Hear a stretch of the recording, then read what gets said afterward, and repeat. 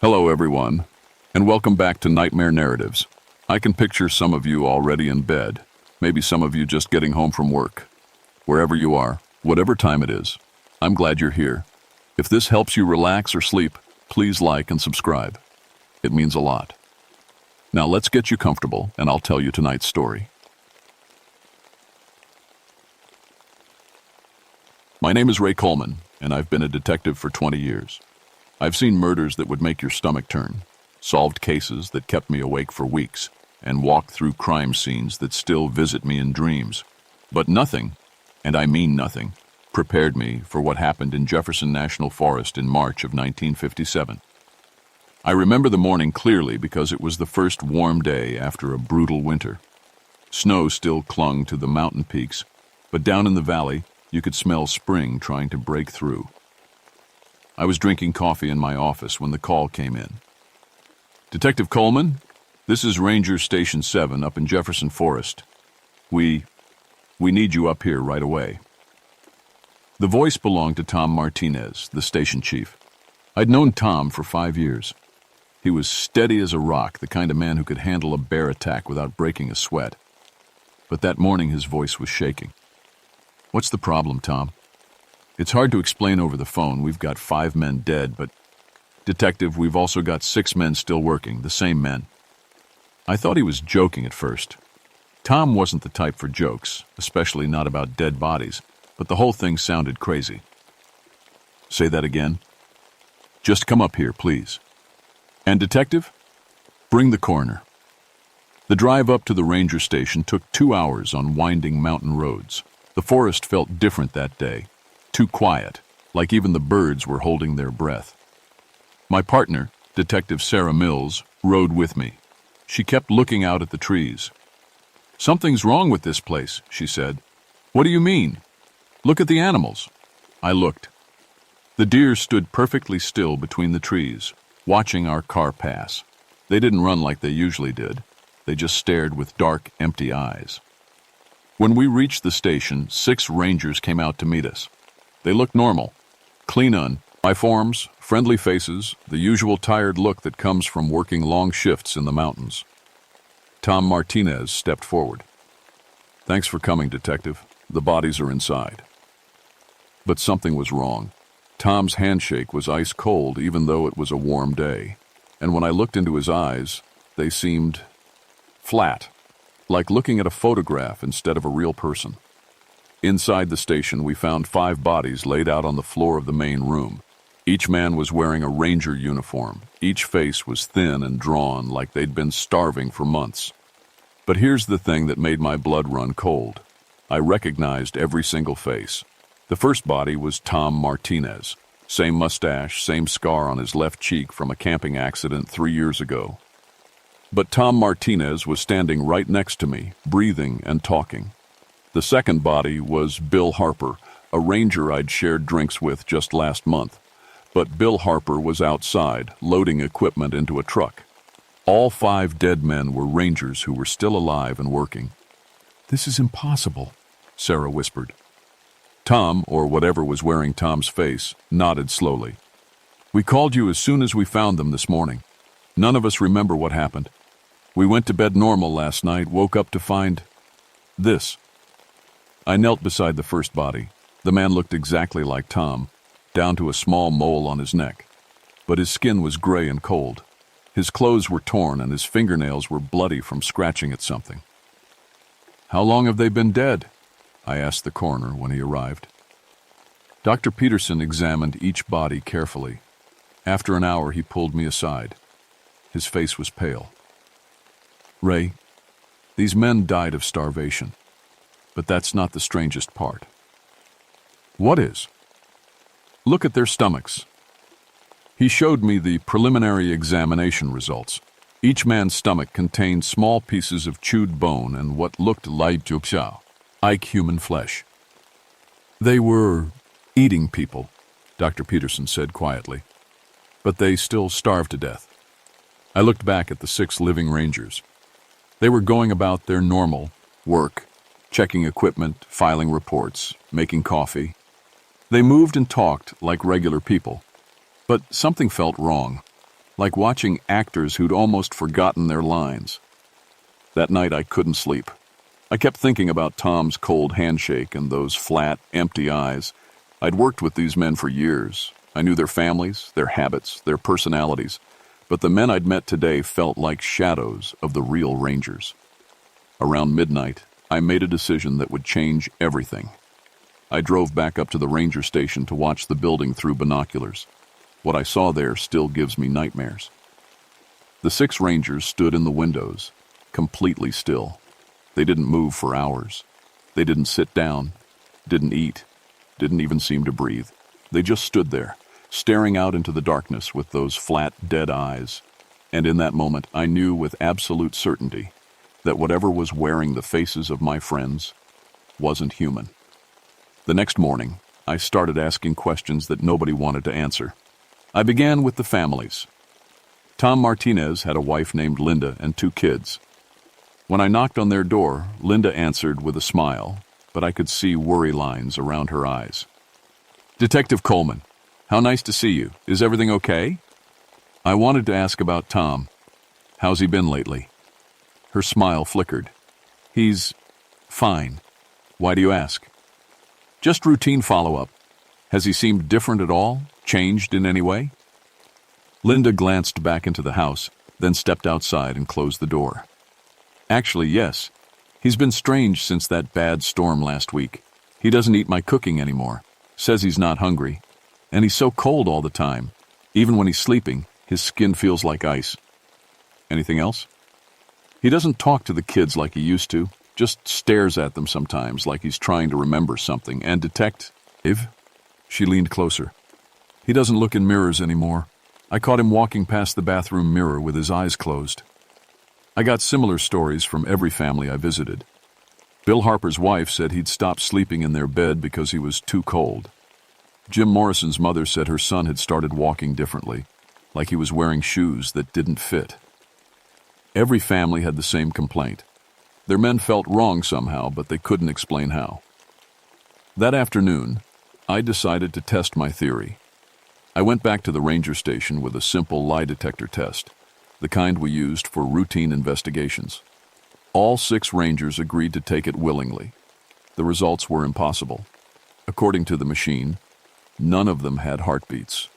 Their blood pressure read 0. Their body temperature was so low the machine couldn't get an accurate reading. But they were walking, talking, and answering questions like normal people. "There's something wrong with your equipment," Tom said, but his voice sounded flat and rehearsed. "Maybe," I replied, watching his face carefully. "Tom, what's your wife's maiden name?" "Rodriguez." "What's your favorite food?" He paused too long. "Pizza." Linda had told me just that morning that Tom hated pizza. His favorite food was her homemade chili. "What year did you graduate high school?" Another long pause. 1941. I knew Tom had graduated in 1943. Whatever was wearing his face was working from incomplete memories. That evening, I contacted Joseph Windwalker, a Cherokee elder who lived near the forest. Joseph knew more about the mountain's history than anyone, and I was desperate for answers. "Detective Coleman," Joseph said when I called. "I wondered when you'd contact me. You know what's happening? My grandfather warned me this day would come. Can you meet me tonight? Away from the station." We met at a small diner 20 miles from the forest. Joseph was in his 70s, with gray hair and sharp eyes that seemed to see more than they should. "Tell me what you found," he said. I described everything: the dead bodies, the living duplicates, the strange behavior, the impossible medical readings. Joseph nodded slowly. "The Wendigo has evolved." "Wendigo? An ancient hunger. In the old stories, it turned people into cannibals, drove them mad with starvation. But this is different. This Wendigo doesn't transform people anymore. It replaces them. That's impossible." "Is it? You've seen the proof with your own eyes." Joseph leaned forward. "This creature feeds on human life, but it's learned to be patient. Instead of driving people to madness, it creates perfect copies that can walk among us unnoticed." "How?" It keeps the original people alive somewhere, feeding on them slowly. The longer they live, the better the copies become. Perfect memories, perfect behavior, until the originals finally die. The thought made me sick. You're saying those 5 dead men were kept alive for weeks while something fed on them? Yes. And detective, there's something else you need to know. This has happened before. Joseph pulled out an old newspaper clipping from 1931. The headline read, "5 miners found dead. Identical living men continue working." Another clipping from 1906. "Loggers discovered starved. Duplicates still cutting timber." "Every 25 years, Joseph said. "Always during harsh winters, always in this same area. The Wendigo returns when it's hungry." I stared at the clippings. How do we stop it? First, you have to find where it's keeping the real people. The longer they live, the stronger the copies become. If the originals die natural deaths, the copies become permanent. And then, Joseph's expression darkened. Then it spreads. The copies will infect their families, their friends, their co-workers. Within a year, half the county could be replaced. That's crazy. Look at your hands, detective. I looked down. My hands were shaking, not from fear, but from cold. The diner's heater was running, but I felt freezing. "How long since you shook hands with Tom Martinez?" Joseph asked quietly. My blood turned to ice. "Yesterday morning." "The infection spreads through touch, detective. It's already begun." I drove home that night in a panic, checking my hands every few minutes. They felt normal, warm, steady, definitely still mine. But Joseph's warning echoed in my head. How long did I have before whatever had taken the Rangers came for me? At home, my wife Carol was making dinner. She smiled when I walked in, the same loving smile she'd given me for 15 years of marriage. "You're late," she said, kissing my cheek. "Rough day?" Her lips felt cold. I stepped back and studied her face. Same brown eyes, same freckles across her nose, same small scar on her chin from a childhood accident. But something was wrong. Her smile was too wide, too perfect. "Carol, what did we do on our first date?" She laughed. "What kind of question is that? Just answer me." "We went to see a movie, that Cary Grant picture. We'd gone dancing at the community center. Carol always said it was the most romantic night of her life." "What movie?" I pressed. Her smile faltered. I don't remember the name. It was a long time ago, Ray." I backed toward the door. "Where's your wedding ring?" Carol looked down at her hand. Her ring finger was bare. She'd worn that ring every day for 15 years, never took it off even to do dishes. "I must have forgotten to put it on this morning," she said, but her voice sounded different now, hollow. "When's my birthday?" June 15th? My birthday was July 20th. I ran. Behind me, I heard Carol, or the thing wearing Carol's face, call my name. But the voice was wrong, too flat and emotionless. When I looked back through the kitchen window, she was standing perfectly still in the same spot, staring at the door with those flat, empty eyes. I drove to Sarah's house, my partner on the force. If Carol had been replaced, I needed someone I could trust. Sarah lived alone in a small apartment, downtown. She answered the door in her robe, looking annoyed. "Ray, it's almost midnight. What's wrong?" "Sarah, I need to ask you something, and I need you to answer carefully. What color was your first car?" She stared at me. "Are you drunk? Please, just answer." "Blue. It was a blue Ford." "Ray, what's going on?" I felt a wave of relief. Sarah had owned a red Chevrolet when I first met her. She'd crashed it into a telephone pole during a snowstorm. This was still the real Sarah. "We need to talk. It's about the Rangers." I told her everything. Joseph's stories about the Wendigo, my conversation with Carol, the pattern of disappearances going back decades. Sarah listened without interrupting, which was unusual for her. "This is insane," she said finally.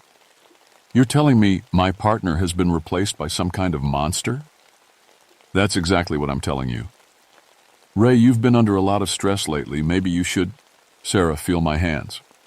She took my hands in hers. Her fingers were ice cold. We stared at each other in horror. "How long?" she whispered.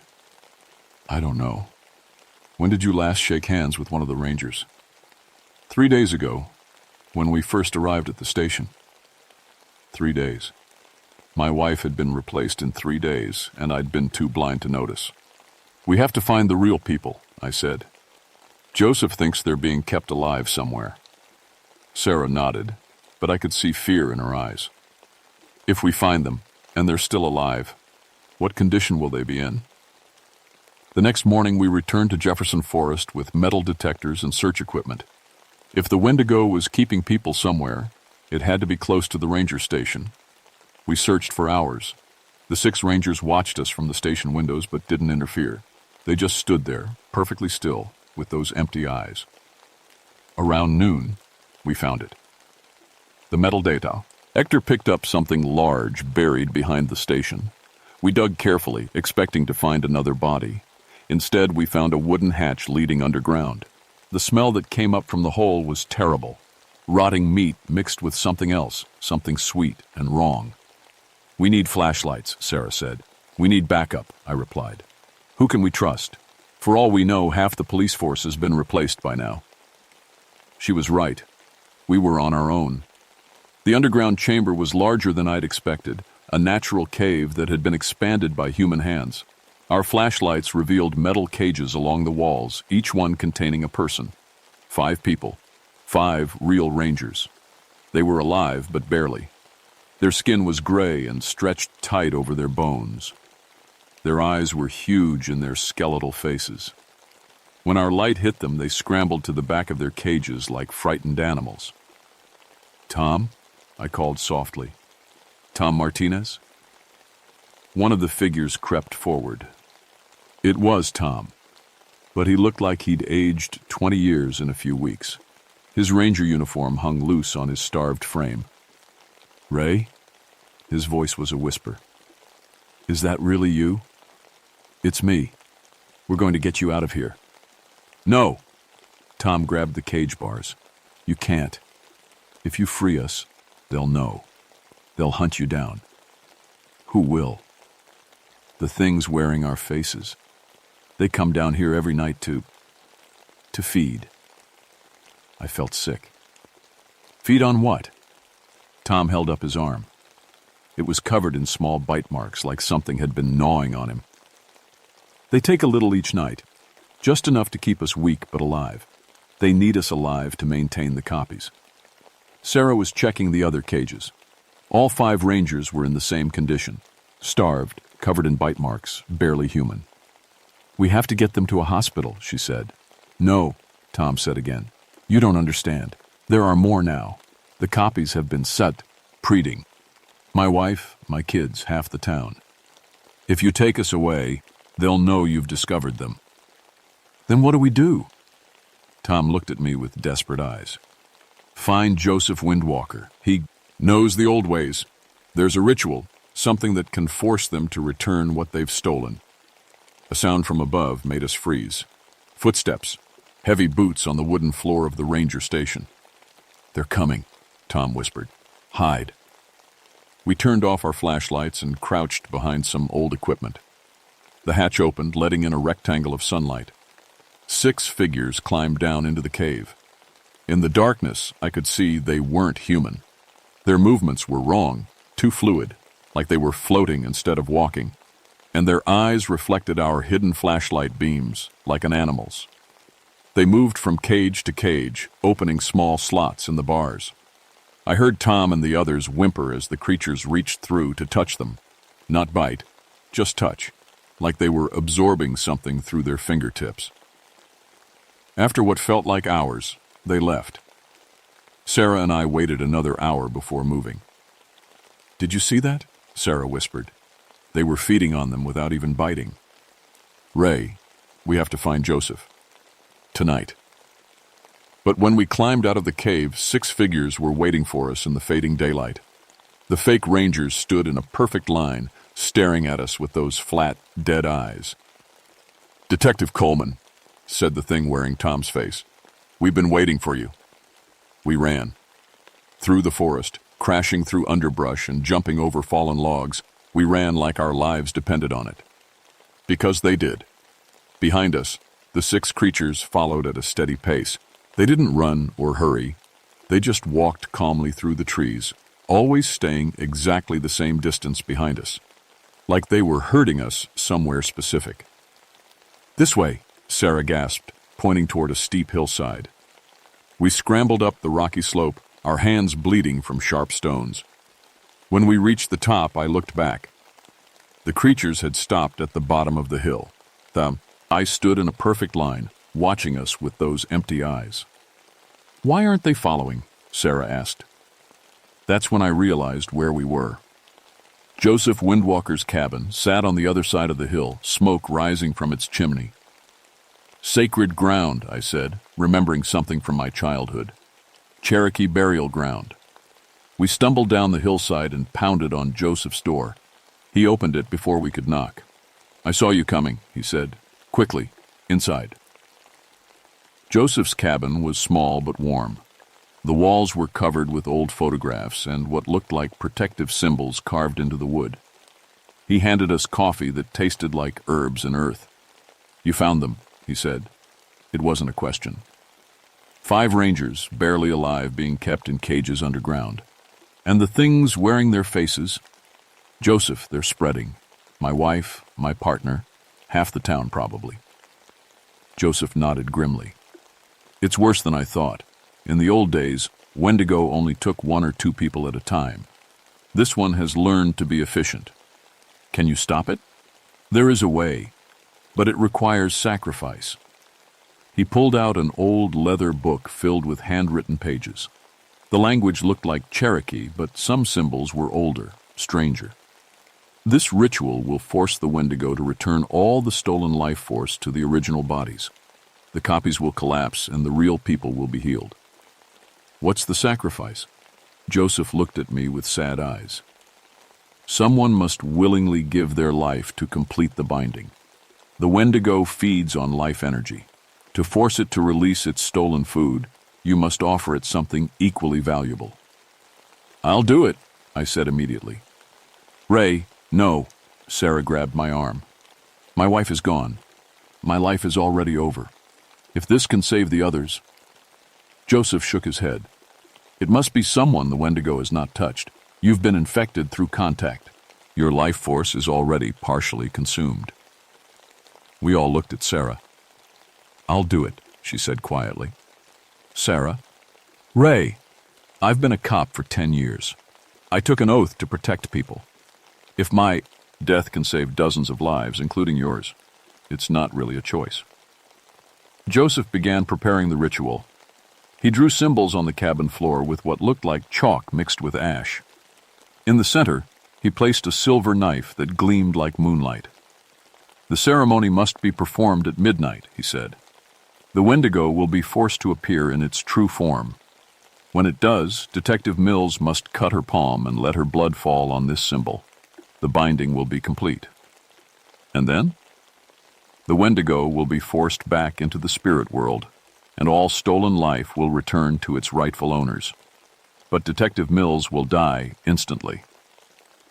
Outside, we could hear movement in the forest. The creatures had found a way around the sacred ground. We had maybe an hour before they reached the cabin. As midnight approached, Joseph began to chant in Cherokee.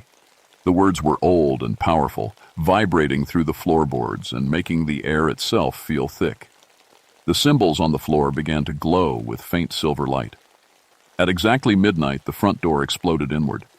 But it wasn't the 6 rangers who entered. It was something else entirely. The Wendigo's true form was horrible beyond description. It stood nearly 8 feet tall with gray skin stretched tight over impossible angles.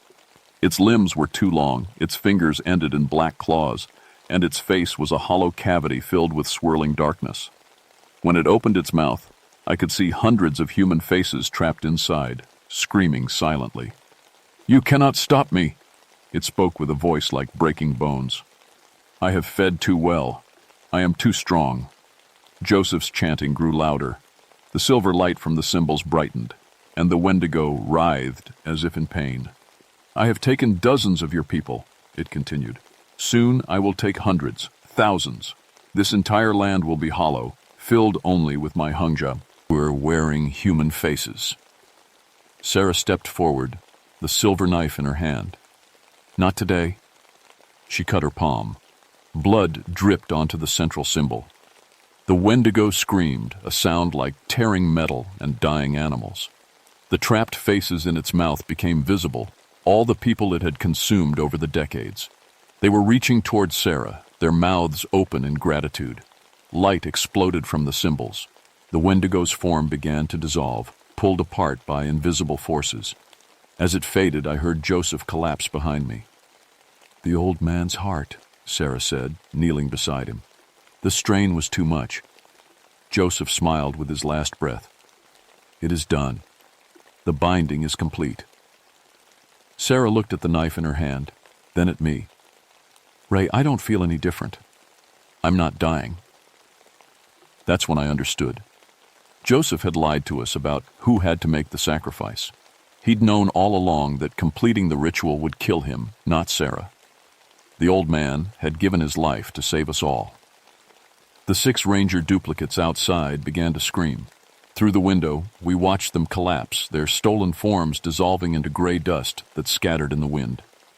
By dawn, it was over. We found all 5 real Rangers alive in their cages, weak but no longer dying. The Wendigo's defeat had broken the feeding connection. Within hours, they were strong enough to walk.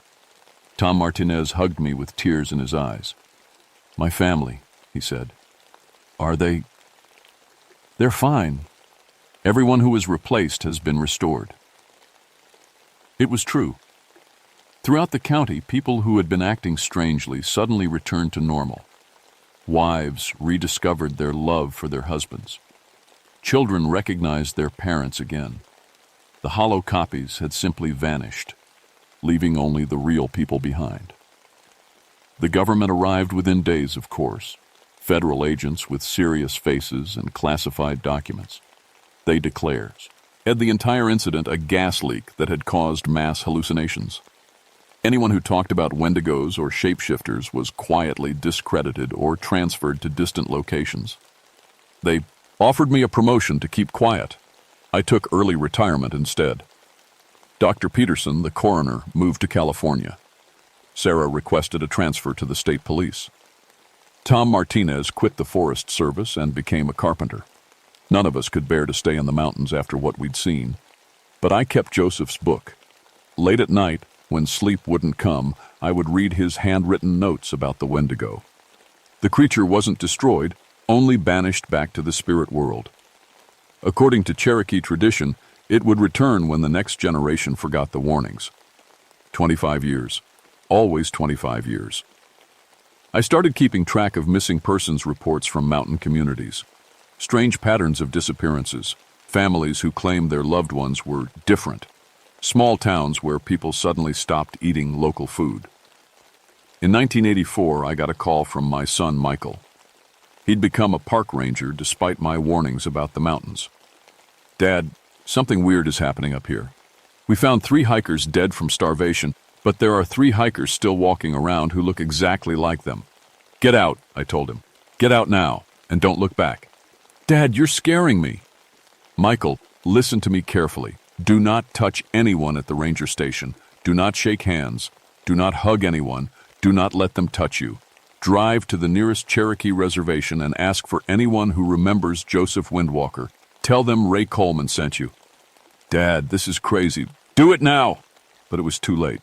Michael's voice changed as we spoke, becoming flat and emotionless. "I have to go now, Dad. Don't worry about me. Everything is fine here. Everything is perfectly normal." The line went dead. That was 40 years ago. I'm an old man now, living in a nursing home far from any mountains. But I still get reports from contacts I've made over the decades. Arc rangers who know to watch for the signs. Cherokee elders who remember their grandfather's stories. The Wendigo returned in 1984, just as Joseph predicted, and again in 2009. Each time, a few people recognized the signs and managed to fight back. Each time, the creature grew stronger and more clever. It's learning. I've written down everything I know about fighting the Wendigo, the ritual, the silver knife, the Cherokee chants. I've hidden copies in libraries across the country, hoping someone will find them when the time comes. Because the time will come again. It always does. If you're reading this and you've started noticing people in your town acting strange, if your neighbors suddenly feel cold to the touch, if they stop eating, if they avoid mirrors, then the Wendigo has returned. Find the Cherokee elders. Find someone who remembers the old ways. And remember, the hollow men may wear the faces of people you love, but they are not human. They are only hunger wearing human skin, and they are always, always spreading.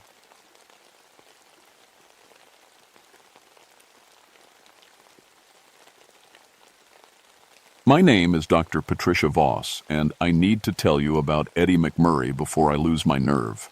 Before what happened to me makes me just another crazy person no one will believe. I'm a psychiatrist at East Tennessee State Hospital. Been treating damaged minds for 12 years now. I've seen everything. War veterans with nightmares that never end, mothers who hurt their children, men who talk to walls.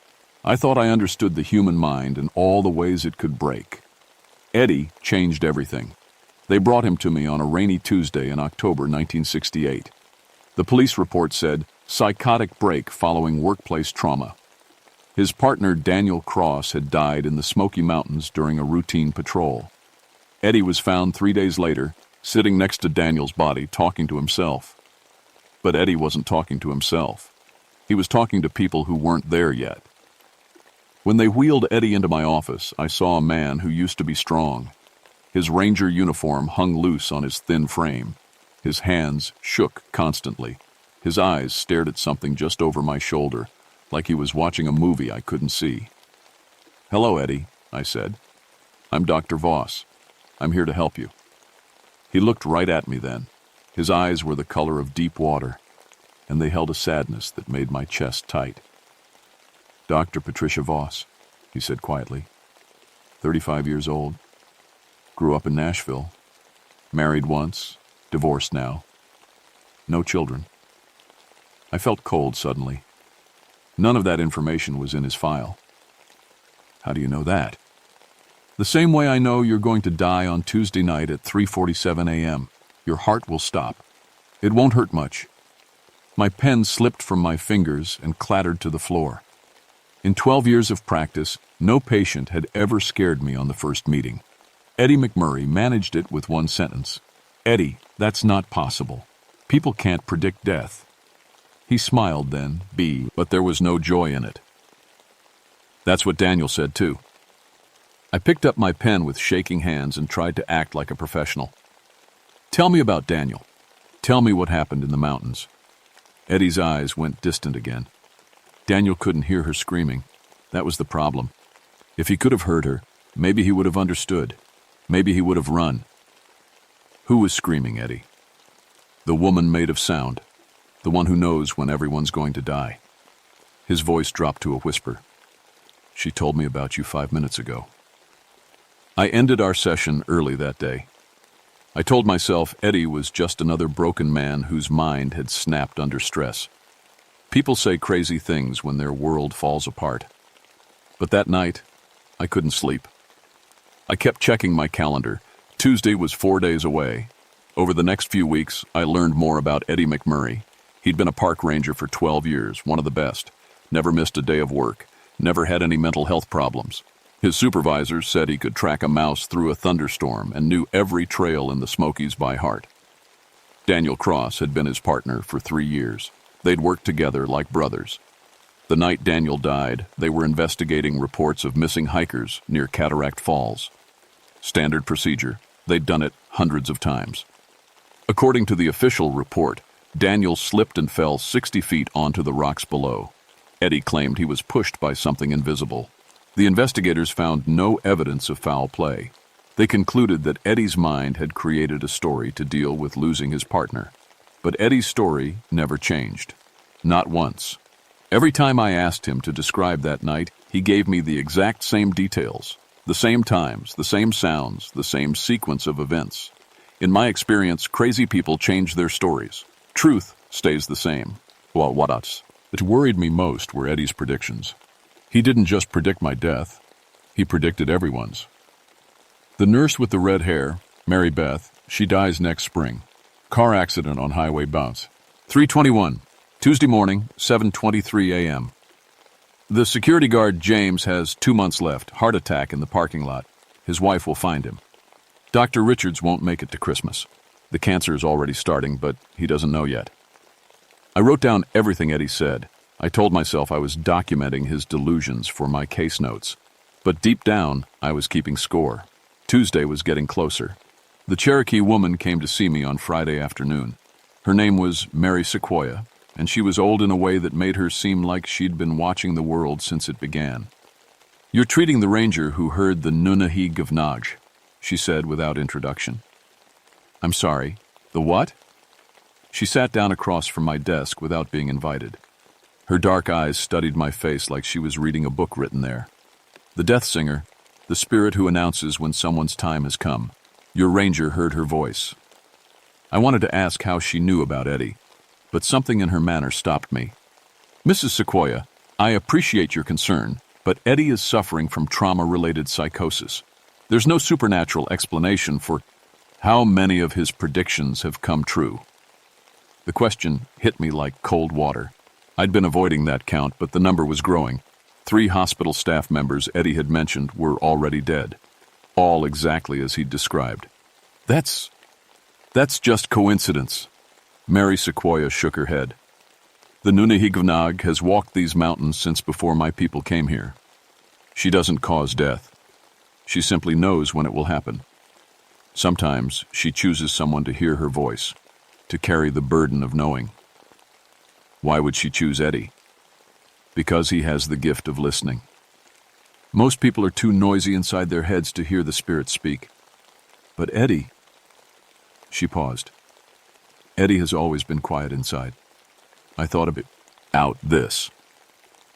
Eddie was different from my other patients. Even in his broken state, there was a stillness to him that I'd never encountered before. "If this spirit exists," I said carefully, "how do I help Eddie? How do I make it stop?" Mary's expression grew sad. "You don't. Once the death singer chooses you, the gift doesn't go away. It only gets stronger." She stood up to leave. "Be kind to him, Dr. Voss. He's carrying more pain than one person should have to bear." After she left, I sat alone in my office as evening shadows crept across the walls. Tuesday was 3 days away. That weekend, I did something I'd never done before. I went to the mountains where Daniel Cross had died. Cataract Falls was beautiful in the way that dangerous places often are. The water crashed down over black rocks, sending up clouds of mist that caught the afternoon light like tiny rainbows. It was the kind of place that made you feel small and peaceful. Until I heard the screaming. It came from everywhere and nowhere, a woman's voice raised in pure agony. The sound cut through me like a blade, making my bones ache and my teeth hurt. I spun around, looking for the source, but I was alone among the trees. The screaming lasted maybe 10 seconds. Then it stopped, leaving behind a silence so complete that even the waterfall seemed muted. I ran back to my car and drove home with shaking hands. That night, I called in sick for the first time in 5 years. Monday morning, I forced myself to go back to work. Eddie was waiting in my office when I arrived.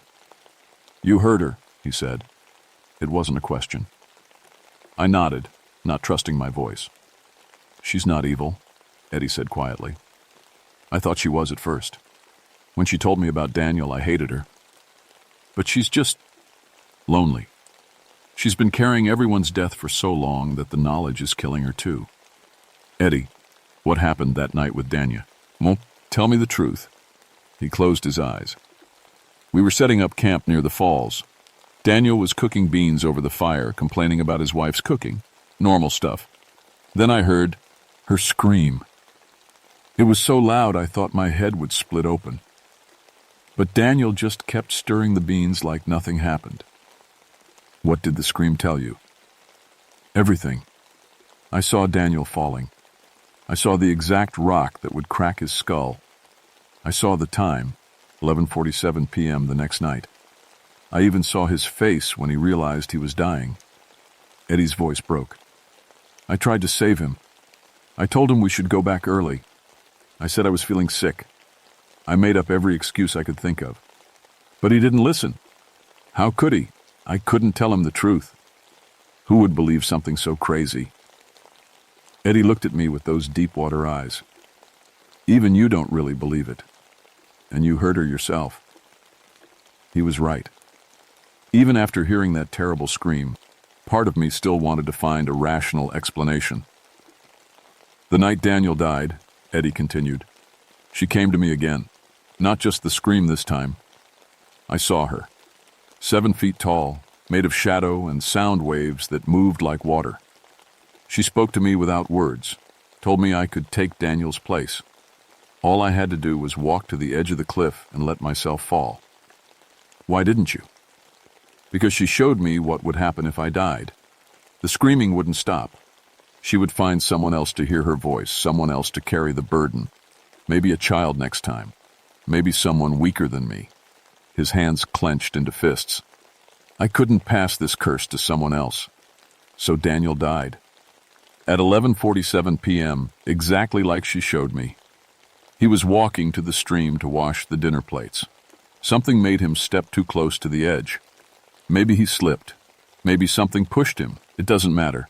The death singer doesn't lie about when your time comes. I wanted to comfort him, but what could I say? That everything would be okay? Tuesday was tomorrow. Eddie, I said carefully, about my prediction. He nodded. 3:47 a.m. You'll be here at the hospital, working late like you always do when something troubles you. She'll come for you then. Is there any way to prevent it? Any way to change what she's shown you? Eddie's eyes filled with tears. I've been asking myself that question for 6 months. Every prediction I've made has come true. Every single one. He reached across and touched my hand with his cold fingers. I'm sorry, Dr. Voss. I'm so very sorry. Tuesday arrived gray and drizzling. I called in sick again, thinking maybe Eddie's prediction was wrong if I wasn't at the hospital. By noon, I was pacing my apartment like a caged animal. By 3 p.m., I was in my car driving to work. Something was pulling me there, a need I couldn't explain or resist. I told myself I was being scientific. If I stayed at the hospital and lived through the night, it would prove Eddie was just sick. If I died, well, I wouldn't be around to worry about it. The hospital was quiet on the night shift. I went to my office and tried to work on case files. But the words swam on the page. Every sound made me jump. Every shadow looked like it might be moving. At 3:30 a.m., I was still alive. Hope began to bloom in my chest. Maybe Eddie was wrong. Maybe the whole thing was just... The lights went out. Emergency power kicked in a few seconds later, bathing everything in red light that made the familiar halls look like something from hell. I could hear my heart hammering in my chest. 3:35 a.m. I stood up from my desk, thinking I should check on Eddie. Maybe being near him would protect me somehow. But as I reached for the door handle, I heard it. The screaming. It was louder than before, so intense that the windows in my office began to crack. But this wasn't just sound. It was something alive. Something that reached inside my chest and squeezed my heart like a fist. She appeared in front of my desk, 7 feet tall, just like Eddie had said. But he hadn't told me how beautiful she was. Her face was perfect, like something carved by an artist who understood pain. Her hair moved around her head, like she was underwater. And her eyes held the sorrow of everyone who had ever died. When she opened her mouth to scream again, I saw inside her throat. It wasn't flesh and blood. It was a tunnel filled with swirling darkness and the faces of the dead. Hundreds of them. Thousands. All the people whose deaths she had announced over the centuries. My heart stopped. The pain was incredible. like someone had reached into my chest and crushed my heart in their grip. I fell to my knees, gasping for air that wouldn't come. The room spun around me, red emergency lights streaking like comets. 3:47 a.m. But as the darkness closed in, I heard something else. Eddie's voice, calling from somewhere far away. "Not yet. She doesn't have to die yet." The death singer turned toward the sound, her terrible, beautiful face showing something like surprise. The pressure in my chest eased just enough for me to suck in a breath. Eddie appeared in my doorway. He looked different, older, like he'd aged years in the few hours since I'd seen him. His eyes glowed with the same dark light as the spirit's. "You said I could choose," he told her. "You said I could take someone's place." "No," I tried to say, but no sound came out. "I choose to take hers. Let Dr. Voss live." The death singer studied him with those ancient eyes. When she spoke, her voice was like wind through a graveyard. "The choice was offered before. You refused. I was selfish then. I was afraid." Eddie stepped into the room, moving between me and the spirit. "I'm still afraid, but she doesn't deserve this. She was just trying to help me. All must die when their time comes. Then change her time. Make it my time instead." The spirit considered this. Around us, the hospital seemed to hold its breath. Even my damaged heart stopped its frantic beating. "If you take her death," the death singer said, "you will hear the sea. Creams forever. Every death I announce will echo in your mind until the sound drives you mad. Is her life worth that suffering?" Eddie looked back at me. His smile was sad but genuine. "Yes, it is." The spirit nodded once. The crushing pain in my chest vanished, replaced by a warmth that felt like sunlight. I could breathe again. But Eddie screamed. It wasn't a human sound. It was the cry of someone whose mind was being torn apart. He fell to the floor, his back arching as wave after wave of supernatural agony rolled through him. "Stop!" I crawled toward him. "You're killing him." "I am not killing him," the death singer said. "I am making him like me. He will live, but he will carry the voices of the dead in his mind forever. He will know when everyone around him will die, and he will be powerless to save them." Eddie's screaming stopped. He lay still on the floor, breathing in short gasps. When he opened his eyes, they were no longer the color of deep water. They were black, like looking into an empty well. "I can hear them all," he whispered. "Everyone in the hospital, everyone in the city. Their deaths are singing to me." Tears ran down his cheeks. "Oh God, there are so many."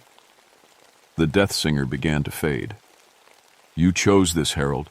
Now you will serve as I have served, announcing death to those who can hear." "Wait," I called out. "Why Eddie? Why choose him?" She paused, half dissolved into shadow. "Because he was willing to die for others. Because he chose love over fear." Her eyes found mine one last time. "And because someone must carry the burden. Someone must know when death is coming, so the living can prepare." Then she was gone, leaving behind only the smell of rain and the echo of distant screaming. Eddie sat up slowly. His face was gray, aged decades in minutes. When he looked at me, I saw infinite sadness in his black eyes. "You have 6 more years," he said quietly. "Cancer. But don't worry about that now. Live your life, Dr. Voss. Live it as well as you can." He stood up and walked to the window. Outside, dawn was breaking over. The mountains, painting the sky in shades of gold and red. "I can see all their deaths," he said. "The whole city, spread out like a map of sorrow. The old man in room 302 has 3 hours left. The young mother in pediatrics has 40 years. The security guard..." He closed his eyes. "James has 10 minutes. Heart attack in the parking lot, just like I told you before. Eddie, I'm so sorry. I never wanted this to happen to you." He turned back to me, and for a moment his eyes cleared. He looked almost like the man who had been brought to my office weeks ago. "Don't be sorry. I made the choice freely. Besides," he smiled, and it was the saddest smile I'd ever seen. "At least now I know I'm not crazy." The next few months changed everything. Eddie's predictions grew stronger and more detailed. He could tell me not just when someone would die, but how, where, and sometimes even why. The gift was spreading through him like an infection. Hospital staff began to avoid him.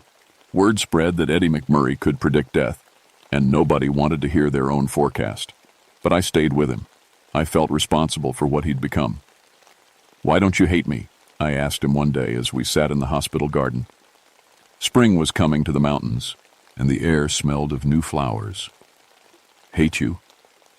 Eddie looked surprised. "Dr. Voss, you saved my life in the most important way possible. You gave me a reason to be brave. But the screaming in your head, the constant knowledge of death, is the price I pay for your life." He plucked a dandelion and studied its yellow petals. "Do you know what I see when I look at you now?" I shook my head. "I see all the lives you're going to touch, all the patients you'll help, all the good you'll do in the next 6 years." He handed me the flower. "The death singer showed me that when she took your original fate away. Your death would have been in a waste. Mine has purpose now." But the burden was crushing him. I could see it happening day by day. The constant screaming of future deaths was wearing away at Eddie's mind like water on stone. He started talking to people who weren't there, or rather, to people who would be there when their time came. The government found out about Eddie in May. They came in black cars with federal plates. Men in suits who spoke in quiet voices and showed badges that looked official but had no agency names on them. They wanted to study Eddie, to understand how his ability worked. "Think of the possibilities," the lead agent, Dr. Marcus Webb, told me. "We could prevent assassinations, stop terrorist attacks, save thousands of lives." "Eddie isn't a weapon," I protested. "He's a man who's suffering. He's a national resource. The things he knows could change the course of history." They took Eddie to a facility in Virginia. I tried to visit, but my security clearance was denied. For 3 weeks, I heard nothing. Then, Eddie called me in the middle of the night. "They don't understand," he whispered into the phone. "They think they can control her. They think they can use the death singer's power for their own purposes." "Eddie, where are you? Are you all right?" "I'm in hell, Dr. Voss. They have me hooked up to machines trying to amplify my connection to her. They want me to predict military outcomes, terrorist attacks, political assassinations. But every time I use the gift, it gets stronger. The screaming gets louder." I could hear the pain in his voice, the exhaustion of a man who hadn't slept in weeks. "They're all going to die," he continued. "Everyone in this facility. Tomorrow at 2:15 p.m., the death singer is coming for them, and she's angry. She doesn't like being used as a tool for war." The line went dead. The news reports were confusing and contradictory. A G.S. leak explosion at a classified military research facility in Virginia. No survivors. The official story changed 3 times in the first week. But I knew the truth. The death singer had punished those who tried to exploit her power. Eddie appeared at my office the following Tuesday night. He looked like he'd been walking through hell. His clothes were torn and burned. His hair had gone completely white, and his eyes were no longer black. They were empty, like all the light had been drained out of them. "She's free now," he said. "The death singer. They broke the bonds that held her to the mountains. Now she can go anywhere. Choose anyone to hear her voice. Eddie, you look terrible. Let me call a doctor." He laughed, but there was no humor in it. "A doctor? Dr. Voss, I can see the deaths of everyone on Earth. Every person who will die in the next 100 years is screaming in my head right now. Do you think a doctor can help with that?" I realized then that Eddie McMurray, the man I'd known, the ranger who'd sacrificed himself to save my life, was gone. What sat in my office was something else, something that looked human, but carried the weight of universal death in its mind. "There's going to be a war," he said conversationally. "Not a big one, not yet, but people will die. Lots of people. I can hear all their deaths singing together like a choir." He stood up and walked to the window. "And after that, something worse. The death singer is tired of just announcing death. She wants to cause it directly." "What do you mean?" "She's going to choose a new herald, someone stronger than me, someone who can do more than just predict death." Eddie turned back to me and I saw tears of blood running down his cheeks. Someone who can make death happen. How do we stop her? We don't. We can't. The death singer has been part of this world since death itself began. All we can do is... He paused, tilting his head like he was listening to something I couldn't hear. "All we can do is warn people when we can." That was the last coherent conversation, and I had, with Eddie McMurray. Eddie died on a Thursday in November, exactly 1 year after I'd first heard the death singer's scream. They found him in his room at the hospital, sitting peacefully in his chair by the window. His face was calm, almost happy. But his eardrums had been completely destroyed from the inside, as if the sound in his head had finally become too much to bear. I was the one who found him. And I was the one who heard his final prediction, whispered in a voice so quiet, I almost missed it. "She's choosing someone new. Someone who can do what I could never do. Someone who won't just announce death, but create it."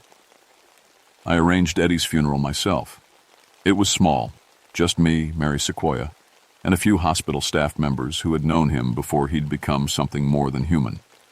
We buried him in a quiet cemetery in the foothills of the Smokies, where he could rest among the mountains he'd loved.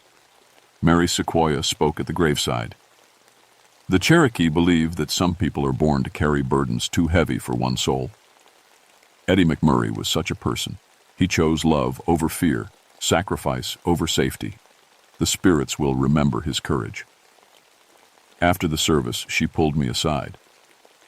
"It's not over," she said. "The death singer still walks. She'll find another herald, someone with the gift to hear her voice. How will we know when she does?" Mary's dark eyes were sad. "You'll know. The whole world will know." That was 3 years ago. I've tried to go back to my normal life, treating patients and helping damaged minds heal. But I can't forget what I learned in those terrible months with Eddie McMurray. I can't forget that somewhere out there, an ancient spirit is looking for someone new to carry her burden. Sometimes, late at night, I think I hear screaming in the distance. It might be the wind in the trees. It might be my imagination. Or it might be the death singer, testing voices to find her new herald. I keep a journal now, documenting everything that happened. Someday, when the death singer chooses again, maybe my words will help. Someone understand. Maybe they'll be ready for what's coming. Because Eddie was right about one thing. It's not over. Death never stops, and neither does the spirit who announces its arrival. I just pray that when she finds her new herald, they'll be as brave and selfless as Eddie McMurray. Because if she chooses someone who embraces the darkness instead of fighting it, God help us all, the screaming will never stop.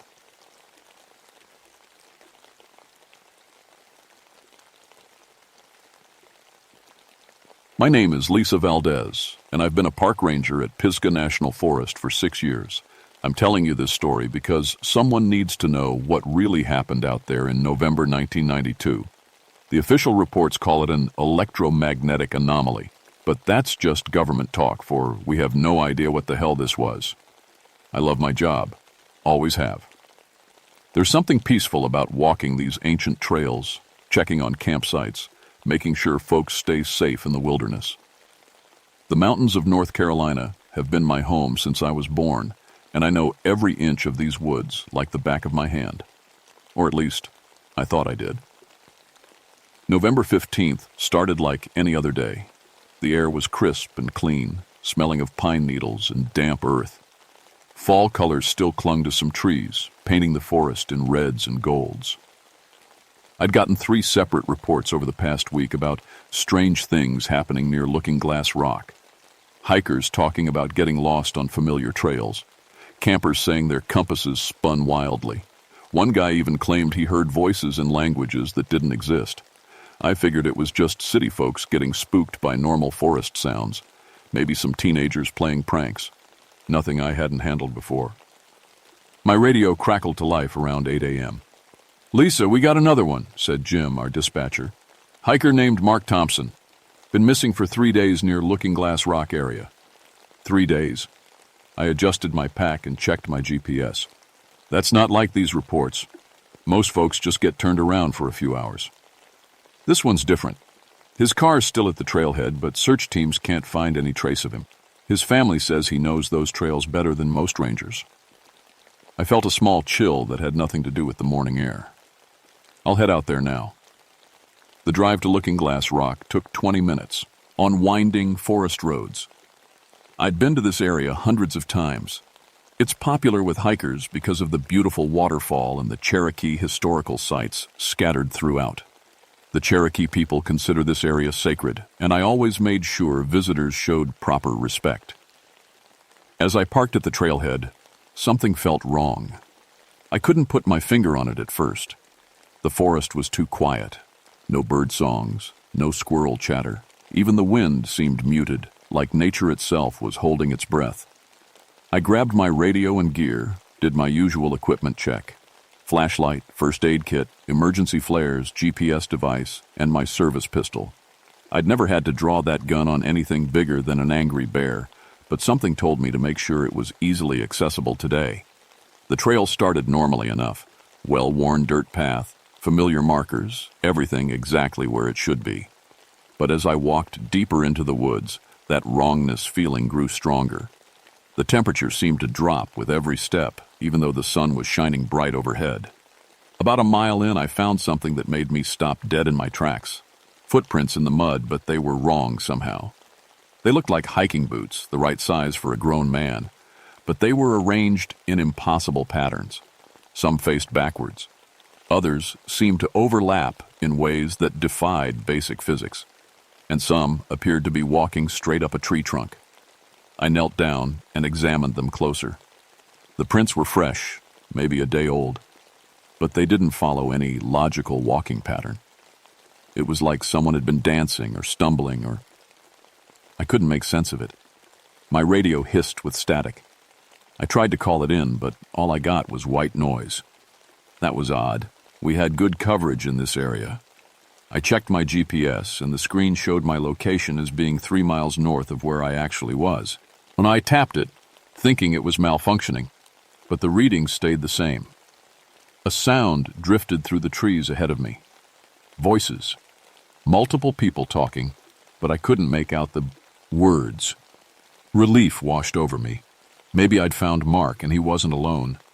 Maybe he was with other hikers who could explain these weird footprints.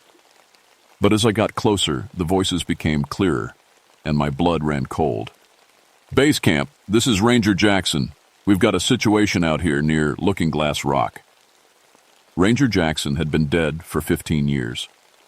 I stood frozen on the trail, my heart hammering against my ribs.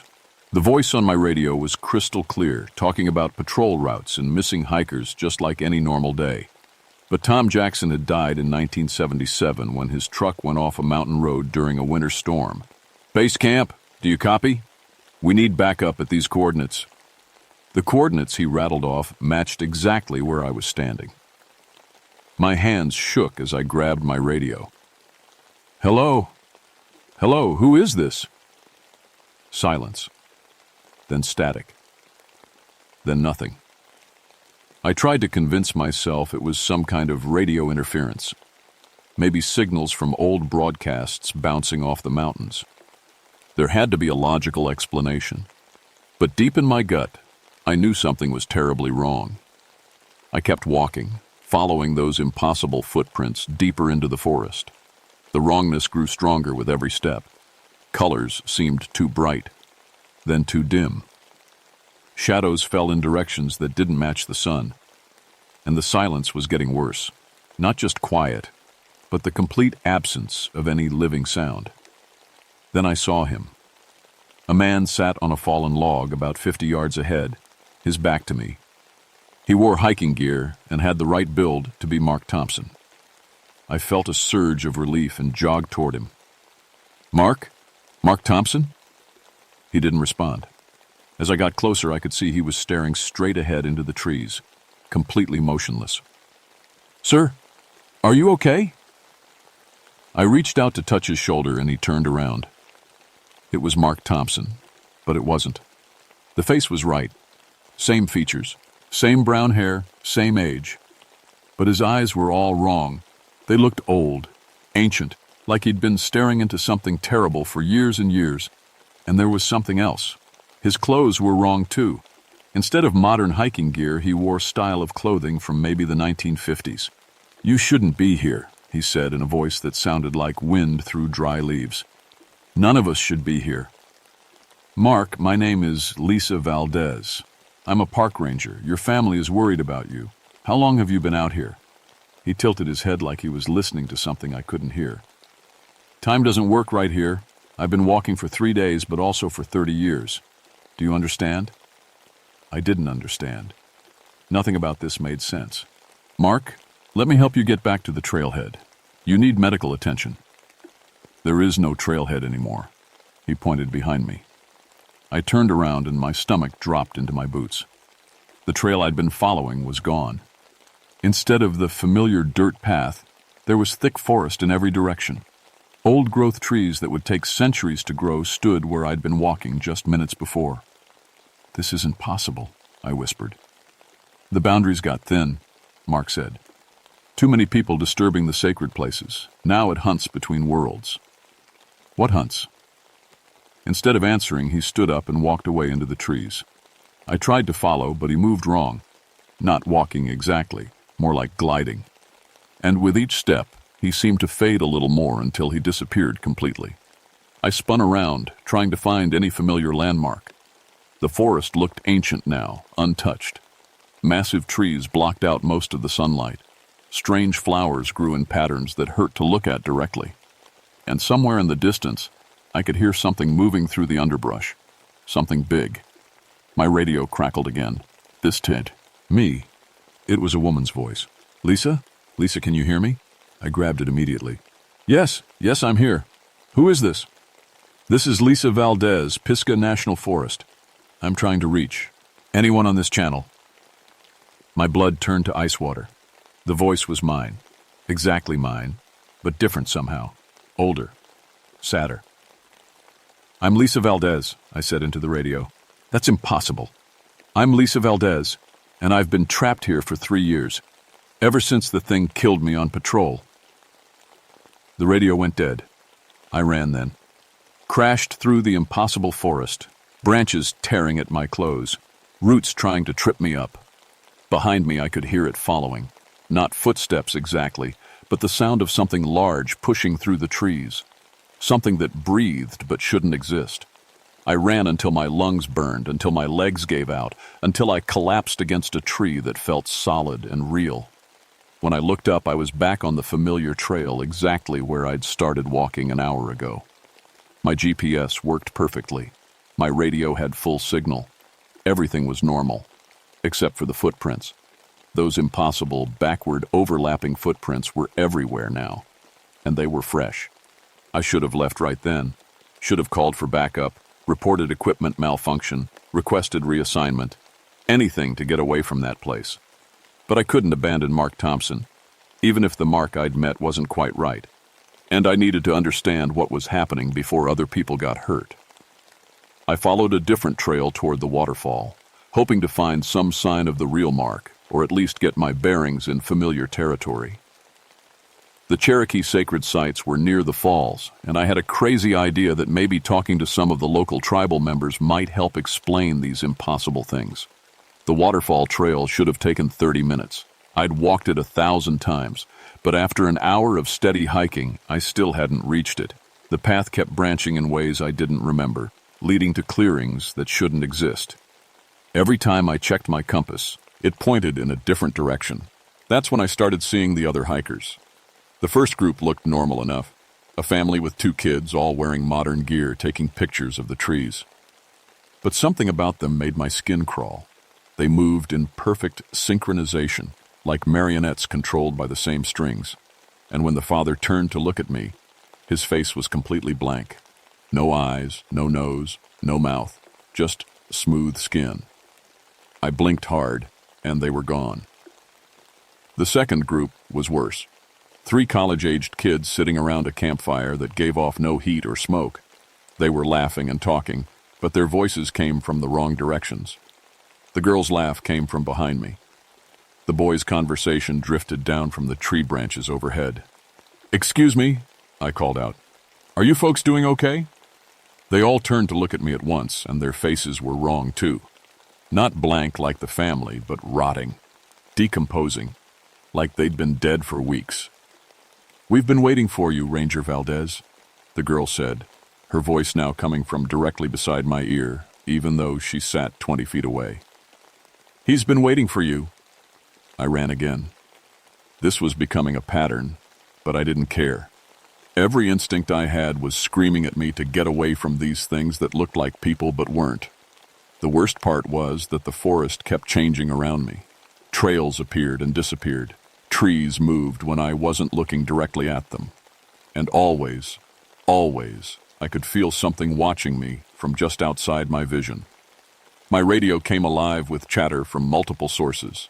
Dispatch calls from decades past, rangers reporting incidents that had happened before I was born, weather reports for dates that didn't exist, and occasionally my own voice calling for help that never came. I was getting desperate when I finally found her. An elderly, a Cherokee woman sat beside the waterfall on a blanket covered with traditional items, herbs, stones, feathers arranged in careful patterns. She looked completely real, completely normal. When she saw me approaching, she nodded like she'd been expecting me. "You're the ranger," she said in a voice that sounded like wisdom itself. "I'm Sarah Moses, but most folks call me Granny. I've been waiting for you." Granny Moses? I'd heard of her. Local legends said she knew more about these mountains than anyone alive. "How did you know I'd be here?" "The spirits told me. They're scared, child. Something came through that shouldn't have come through. Something that hunts across many worlds at once." I sat down beside her, grateful to finally talk to someone who seemed real and sane. "I've been seeing things. Impossible things. People who aren't really people." "Oh, they're people all right. Just not from here. Not from now." She gestured to her arrangement of items. "This is a skinwalker from between. A creature that feeds on confusion and fear. It traps folks in spaces where different realities bleed together." "How do I stop it?" Her old eyes grew sad. "You can't stop it, child. You can only try to survive it. And maybe, if you're very brave and very lucky, you can keep it from spreading to other places." "What do you mean, spreading?" Before she could answer, the forest around us began to change. The waterfall started flowing upward. The trees twisted into impossible shapes, and somewhere in the distance, something roared with a sound that came from no earthly throat. "It's starting," Granny Moses whispered. "The big hunt. It's been gathering power, learning about our world by studying the people it's caught. Now it's ready to break through completely." The sound came again, closer this time, and with it, I could hear voices. Dozens of them. All the missing hikers. All the people who'd vanished in these woods over the years. They were calling for help, but their voices came from everywhere at once. Above us, below us, from inside the trees themselves. "Run, child," Granny Moses said, but she didn't move from her blanket. "I'll hold it as long as I can. Find the others like you, the ones who can see between worlds. You'll need each other for what's coming. I'm not leaving you here. You don't have a choice." The forest exploded into chaos. Reality cracked like broken glass, showing glimpses of other worlds, other times. I saw the same clearing in winter, in summer, during storms that hadn't happened yet. I saw myself as a child, as an old woman, as a skeleton.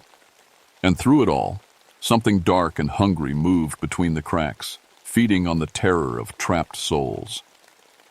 I ran one more time, but now I understood I wasn't running away from the creature. I was running toward the only chance any of us had. The creature showed itself to me 3 miles from where I'd left Granny Moses. It stepped out from between 2 pine trees like it was walking through a doorway, and I finally understood why my mind had been refusing to process what I'd been seeing all day. The thing wasn't from our world. It wasn't even from one other world. It existed in the spaces between realities, and looking at it was like trying to see in 4 dimensions at once. It was shadow, but shadow with substance. It was tall, then short, then impossibly wide. It had faces, dozens of them, that appeared and disappeared across its surface like reflections on dark water. Some of the faces I recognized. Missing hikers from over the years, rangers who'd died on duty. And there, somewhere in the shifting mass of features, I saw my own face staring back at me with empty eyes. Lisa Valdez, it said, and its voice came from everywhere and nowhere. I've been studying you, learning from you. Soon, I'll be you. What are you? I am hunger. I am the space between thoughts, between heartbeats, between worlds. Your people opened doorways they shouldn't have opened. Trial and now I feed. Around us, the forest had become a nightmare maze. I could see multiple versions of the same trees, the same rocks, the same clearings, all existing in the same space, but at different times. Past and present and future bled together like watercolors in the rain. The Cherokee woman knows, it continued. She's been trying to close the doorways for years. But I've grown too strong. I've learned too much. Soon I'll step fully into your world, and then I'll spread to others. That's when I saw him. The real Mark Thompson, stumbling through a clearing that existed 50 years in the past. He looked exhausted, terrified, but alive. Behind him walked other figures, missing hikers, lost campers, people who'd vanished without a trace over the decades. They're all here, I whispered. All trapped between worlds, yes. Their fear feeds me. Their confusion makes me stronger.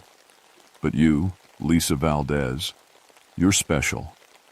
You can see clearly, even when reality breaks apart. That makes you either very dangerous to me or very useful. The creature reached out with appendages that looked like arms made of living shadow. Where they touched the air, reality cracked further. I could see through the cracks to other places, cities I'd never visited, forests that might exist on different planets, oceans under alien stars. Choose, it said. Join me willingly, and I'll let the others go free. Fight me, and watch them all die slowly, over and over, in every reality at once.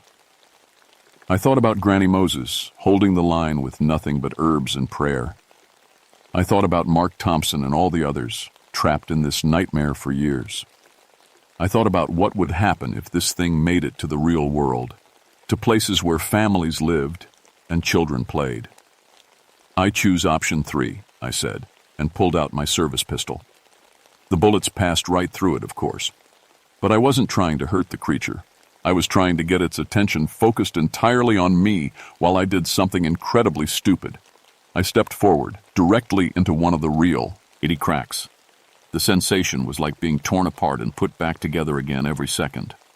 I existed in multiple places at once, as a ranger on patrol, as a little girl learning to ride a bike, as an old woman dying peacefully in bed, as a skeleton crumbling to dust. All of these versions of me were real, all happening at the same time. But that also meant I could be everywhere at once. I found Mark Thompson in 1992 and grabbed his hand. I found the other missing hikers scattered across different time periods and gathered them together. And I found all the different versions of myself, the one who'd died 3 years ago, the one who'd never become a ranger, the one who'd moved to the city, and I pulled them all into the same moment. The creature roared in fury and confusion. It had been feeding on our separation, our isolation across different realities. But now we were together, all of us, in a space between spaces that it couldn't fully control. Now! I shouted to every version of myself across every timeline. Everyone together! And we ran. Not away from the creature this time, but toward the center of its power, toward the main crack in reality that it used to travel between worlds. If we could close that crack, trap it between dimensions. The creature threw everything it had at us. The forest became a war zone of shifting realities, impossible weather, gravity that pulled in 6 directions at once. Some of the other hikers fell behind, lost in temporal storms. Some versions of myself were torn apart by dimensional stress. But enough of us made it. Granny Moses was waiting at the center, her traditional items arranged in a perfect circle around the main crack. She'd been holding it stable with her will alone, and I could see the effort was killing her. "Anchor yourselves," she gasped. "Someone has to exist in all realities at once to keep the door closed. And as someone has to choose to be the lock." I understood.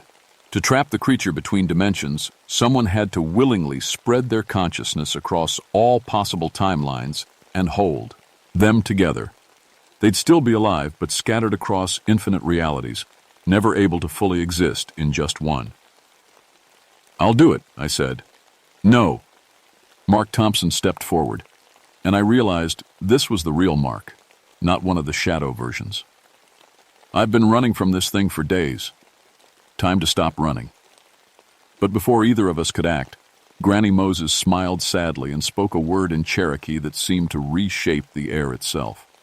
The old woman exploded into light, and I felt her consciousness expand across every possible timeline, becoming a living barrier between worlds. The creature screamed, a sound like reality itself tearing, and was sucked backward into the closing crack. As the dimensional portal sealed itself, I caught one last glimpse of it thrashing in the space between worlds, trapped forever in a prison of its own making. The forest snapped back to normal with an almost audible pop. I found myself sitting on the familiar trail, my radio working perfectly, my GPS showing the correct location. Mark Thompson sat beside me, looking exhausted but real. The other hikers who'd been trapped were scattered throughout the forest, all alive, all confused about how much time had passed. The official investigation concluded that an unusual electromagnetic field had caused compass malfunctions and disorientation. Mass hysteria explained the shared hallucinations. Everyone was found safe, so no one asked too many hard questions. But I know what really happened. Mark Thompson went back to his normal life, but he calls me sometimes. He sees things, glimpses of other realities, shadows that move wrong, people who might not be entirely from this world. The experience left him sensitive to dimensional boundaries, able to spot when reality gets thin. I stayed on as a ranger, but my job changed. I watch for signs of dimensional instability, especially around the sea. Cherokee sacred sites. The tribal council works with me now. They've always known about the thin places, the spots where other worlds bleed through. Granny Moses's body was found peaceful under the waterfall, like she'd simply laid down to rest. But sometimes, late at night, I hear her voice on my radio. She warns me when dangerous things are stirring, when the barriers between worlds need reinforcement. The area around Looking Glass Rock remains officially off-limits due to geological instability. But really, it's because reality is still a little cracked there. Not enough for the big creature to come through, but enough that careless hikers sometimes slip between moments, get lost in yesterday or tomorrow. We three, me, Mark, and Granny's spirit, have become an unofficial protection system. I patrol the physical world. Mark watches for civilian incidents, and Granny guards the spiritual boundaries. It's not a perfect system, but it works. November is still the worst time. Something about the seasonal change makes the barriers weaker. Every year I get a few reports of strange incidents, missing time, hikers who come back changed. Most turn out to be nothing. But some require attention. The government knows more than they admit. Military researchers visit the area sometimes, taking readings, asking questions about dimensional technology. I cooperate when I have to, but I don't trust them to handle this responsibly. Because the truth is, the creature we defeated wasn't unique.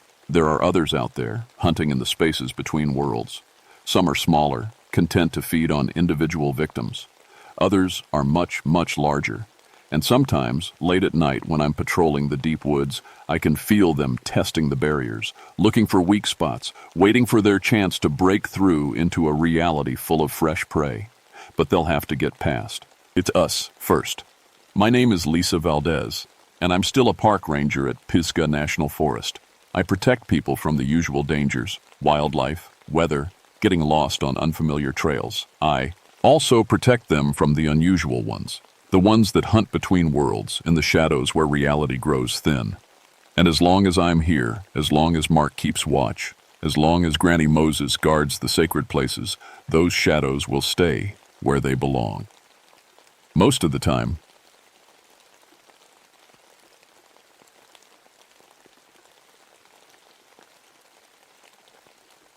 My name is Robert Kane, and I'm a special agent with the FBI.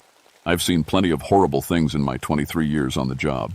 Murder scenes, kidnappings, cases that would make most people sick just hearing about them. But nothing, and I mean nothing, prepared me for what I found in those film reels. It was October 1979 when a park ranger found the abandoned campsite in Shenandoah National Park. 3 tents, all the camping gear still there, but no sign of the people who'd been using it.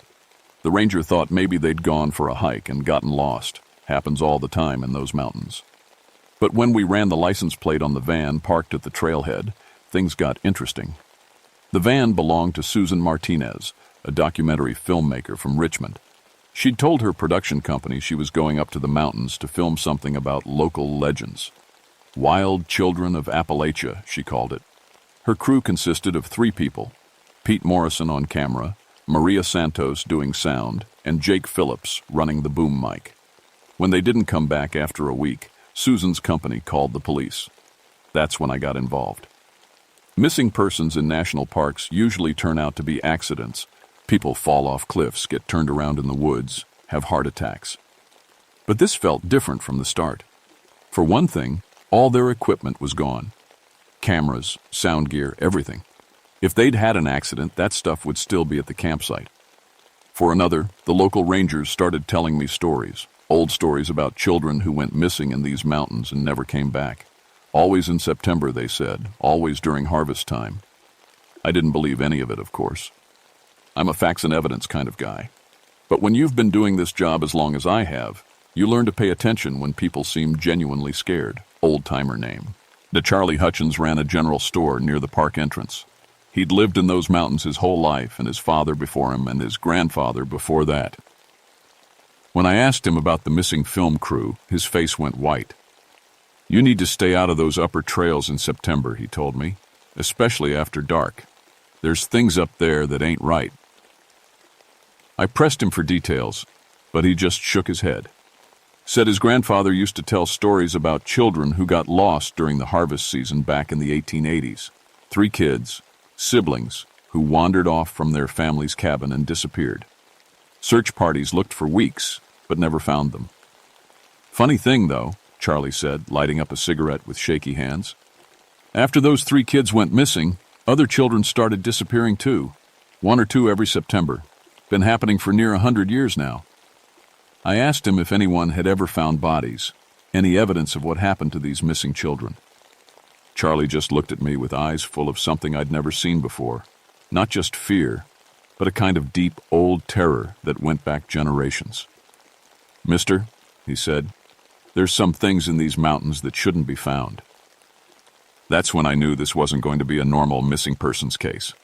I'd been tracking patterns of disappearances in rural areas for years. And when someone like Charlie Hutchins gets that look in his eyes, you pay attention. There was something in those mountains, something that had been taking people for a very long time. The next morning, I assembled a search team and headed up the mountain to where the film crew had last been seen. We had dogs, helicopters, the whole works. But it was Ranger Tom Bradley who found the first piece of evidence. Stuck in a tree about 30 feet off the ground was a camera bag.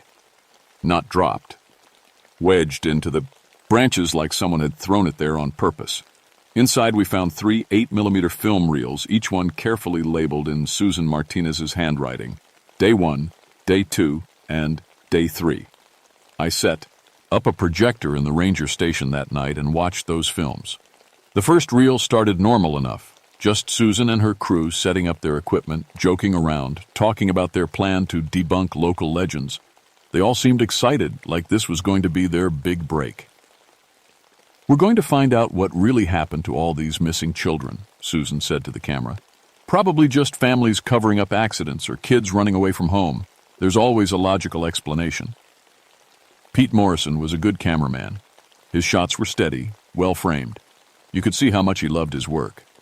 Maria Santos had this bright laugh that made you like her right away.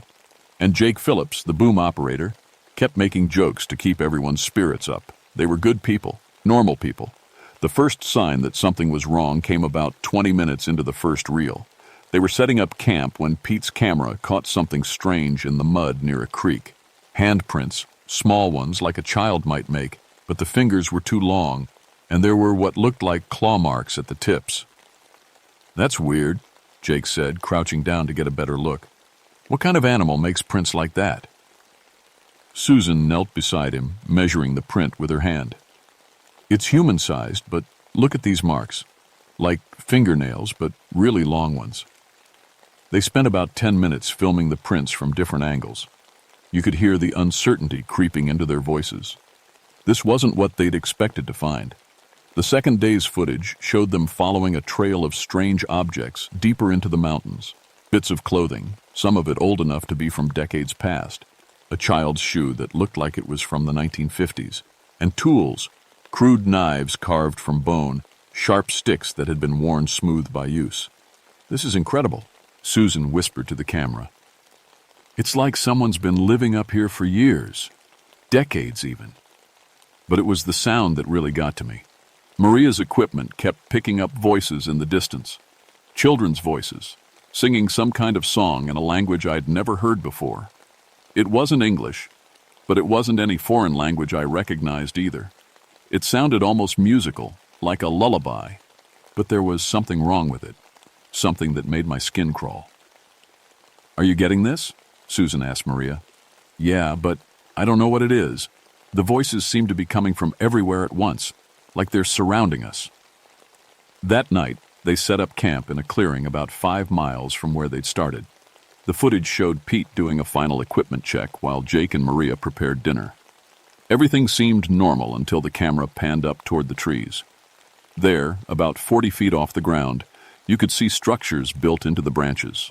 Not bird nests or anything natural, actual shelters, woven together from branches and held up with ropes. They were too high for any normal person to reach, and too well built to be made by children. "Jesus," Pete whispered. "How did anyone get up there to build those?" They tried to get closer, but the trees were too tall and smooth to climb. The camera showed Susan standing at the base of one of the trees, looking up at the shelter with a mixture of excitement and fear. "Tomorrow we're going to figure out how to get up there," she said. This could be the discovery of a lifetime. But they never got the chance. The third reel started with chaos. Pete's camera was shaking as he ran through the woods, branches whipping past the lens. You could hear him breathing hard, almost sobbing with fear. "Where is he?" Jake's voice came from somewhere behind the camera. "Where the hell is he?" They'd woken up to find Marin, Aya's sleeping bag empty and bloody. A trail of blood led away from their campsite and up into the trees, but it disappeared about 15 feet off the ground. Like whatever had taken her had simply climbed straight up the trunk. "Maria!" Susan was screaming. "Maria, can you hear us?" The camera showed them searching frantically around the base of the trees, looking for any way to climb up and follow the blood trail. But there was nothing. The trunks were smooth and straight, with no branches low enough to reach. That's when they heard her screaming. The sound came from high above them, from somewhere in the canopy. It was Maria's voice, but there was something wrong with it. She wasn't just scared. She was in agony. "We have to help her," Jake said, but his voice was shaking. "We have to find a way up there." They spent hours trying to reach her. Pete filmed everything, like he couldn't stop himself. You could see the terror in his face, but he kept the camera rolling. The screaming went on for what felt like forever, getting weaker and weaker until it finally stopped. When the sun came up, they could see shapes moving in the trees. Small figures, pale and quick, scrambling from branch to branch with impossible speed. And hanging from one of the high branches, wrapped in what looked like spider webs, was something that might once have been Maria Santos. The remaining footage showed 3 people in complete breakdown. Susan kept the camera rolling, but her hands were shaking so badly the picture jumped and blurred. Jake was sitting on the ground, rocking back and forth, while Pete stared up at the trees like he was waiting for something to come down and get him too. "We have to leave," Jake kept saying. We have to get out of here right now." But Susan wouldn't go. Even with Maria dead in the trees above them, she was still thinking about her documentary. "This is the story of the century," she whispered to the camera. "We can't leave now. We have proof that something's been living up here, something that's been taking people for decades." They tried to hike out, but every path they took seemed to lead them in circles. The mountain was like a maze, and no matter which direction they went, they kept ending up back at the same clearing. By nightfall, they were exhausted and lost. That's when the children started showing themselves. Pete's camera caught the first clear shot just as the sun was setting. A small figure stepped out from behind a tree about 50 yards away. At first glance, it looked like a normal child, maybe 10 or 11 years old. But when Pete zoomed in, you could see the differences. The child's skin was pale, almost white, and its limbs were too long for its body. Its fingers ended in what looked like claws, and when it opened its mouth, you could see teeth that were too sharp, too many of them, like a shark's mouth in a human face. "Oh, God," Susan whispered. "What is that thing?"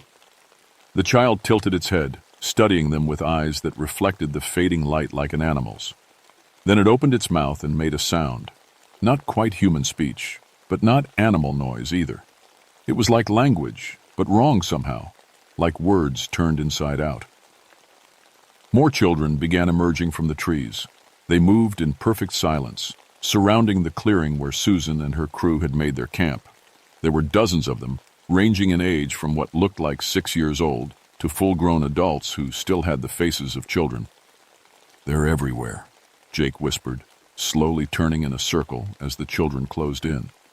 "Jesus, they're everywhere."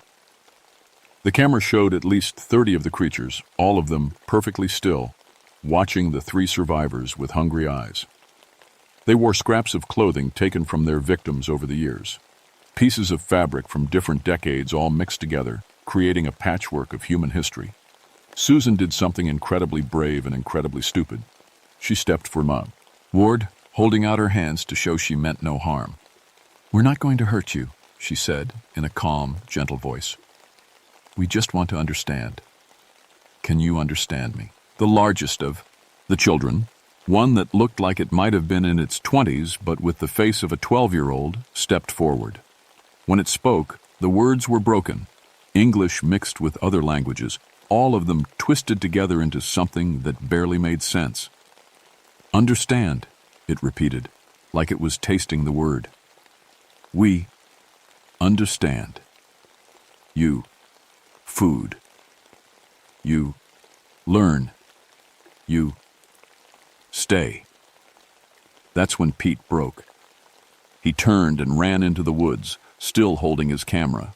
The footage showed him crashing through branches, stumbling over roots, while behind him the children made sounds that were almost like laughter. He didn't get far. The camera caught brief glimpses of small shapes moving through the trees faster than any human could run, leaping from branch to branch, keeping pace with him effortlessly. When he tripped and fell, they were on him in seconds. The camera kept rolling as they dragged him up into the trees. His screams echoed through the forest for hours, mixing with the sound of things I don't want to describe, things that no human being should ever have to hear. By morning, Pete Morrison was hanging next to Maria Santos in the canopy, positioned where Susan and Jake could see him clearly. A warning, a promise of what was coming next. "We're going to die here," Jake said, his voice flat and emotionless. "They're going to kill us. and eat us, just like they did to Pete and Maria. But Susan was still filming, still documenting everything, even with two of her friends dead above her head. She couldn't stop being a filmmaker. "Look at how organized they are," she whispered to the camera. "Look at their tools, their shelter system. They've developed their own society up here, their own way of living. This isn't just survival, it's evolution." The children had indeed created something that looked almost like civilization. They had their own language, their own social structure. The camera showed elaborate bone arrangements that might have been art or religion. They had lookout points posted throughout the forest, communication systems using bird calls and tree tapping, and they were learning. Every day they came a little closer to the survivors' camp. They watched everything Jake and Susan did, copying their behavior, experimenting with their equipment. When Susan demonstrated how to use her camera, several of the children gathered around to watch, making soft cooing sounds that might have been their version of interest or approval. "They're not just animals," Susan said during one of her final recordings. "They're something new, something that's adapted to life in these mountains in ways we never could." But Jake was getting worse. The stress and fear were breaking his mind.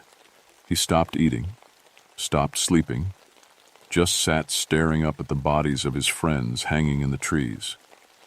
"This is all your fault," he told Susan on the third day. "If you'd listened to me, if we'd left when Maria died, we'd be safe now." "We're going to document this," Susan replied. "We're going to show the world what's really up here. This is the discovery of the century." "This is hell," Jake said, "and you've trapped us in it." That night, Jake Phillips made his final sacrifice. He grabbed the sharpest stick he could find and charged into the group of children that had been watching them from the edge of their camp. "Run!" he screamed at Susan. "Get out of here while you can!" The camera showed him fighting desperately, managing to injure several of the creatures before they overwhelmed him. But there were too many of them. They pulled him down and dragged him into the darkness, his screams mixing with their hungry, eager calls. Susan was alone. The final reel was the hardest to watch. Susan had been alone with the children for days, maybe weeks. Her appearance had changed. She was thinner, dirtier, and there was something different in her eyes. Something that made her look more like them than like the woman who had started this journey. The children no longer saw her as prey. They had decided she was useful. The oldest one, the creature that spoke broken English, sat with her by the campfire like they were old friends. It had learned to operate the camera and was filming their conversations. "Tell about outside," it said to Susan. "Tell about world beyond mountain." Susan had become their teacher. She showed them how to use modern tools, explained how cities worked, described technologies they'd never seen, and in return, they told her their story. "We were 3, the creature said, its voice getting stronger as it practiced speaking. "Long ago, lost in mountain. Mama, Papa. They look but no find. We small, we hungry. We eat. Other lost ones. We grow strong." The children had survived by becoming something new. Over the decades, they had kidnapped other lost children, raised them as their own, taught them to hunt and feed on the people who came into their territory. They had created a family, a tribe, bound together by shared hunger and isolation. "You stay with us," the creature told Susan. "You teach us. We protect you." The camera showed Susan nodding, agreeing to their terms. But you could see the calculation in her eyes. She wasn't just trying to survive. She was planning something. "I'll stay," she said. "But I want to finish my documentary first. I want to show the world what you've accomplished up here, how you've survived, how you've created your own society." The children were fascinated by the idea of being in a movie. They posed for the camera, demonstrated their hunting techniques, showed off their elaborate tree cities. Susan filmed it all, narrating like she was making a nature documentary about a newly discovered species. But as the days passed, something changed in her. The constant fear, the isolation, the need to survive among creatures that saw humans as food. It was changing her mind, changing who she was. The camera caught her participating in their rituals. She helped them arrange the bones of their victims in patterns around the trees. She learned to climb using their techniques, developing calluses on her hands and feet that let her grip the smooth bark. She started speaking their mixed-up language, thinking in their twisted logic. "They're not monsters," she said to the camera during one of her final interviews with herself. "They're the next step. They've evolved beyond civilization, beyond the weakness that holds the rest of us back. They've found a way to live that's pure, honest. No lies, no pretense, just survival and family." The change in her voice was horrifying. She sounded like she believed every word. "I was wrong about them," she continued. "We all were. They're not the problem, we are. We come into their territory, we disrupt their way of life, and then we act surprised when they defend themselves." The final interview was filmed by one of the children who had learned to use the camera. Susan sat surrounded by the creatures, looking more like them than like a human being. Her hair was matted, her clothes were rags, and her teeth had been filed to points. "My name is Susan Martinez," she said to the camera. "If you're watching this, it means you've found my documentary about the children of the mountain. Everything you've seen is real. These people, and they are people, not monsters, have created something beautiful up here. Something pure."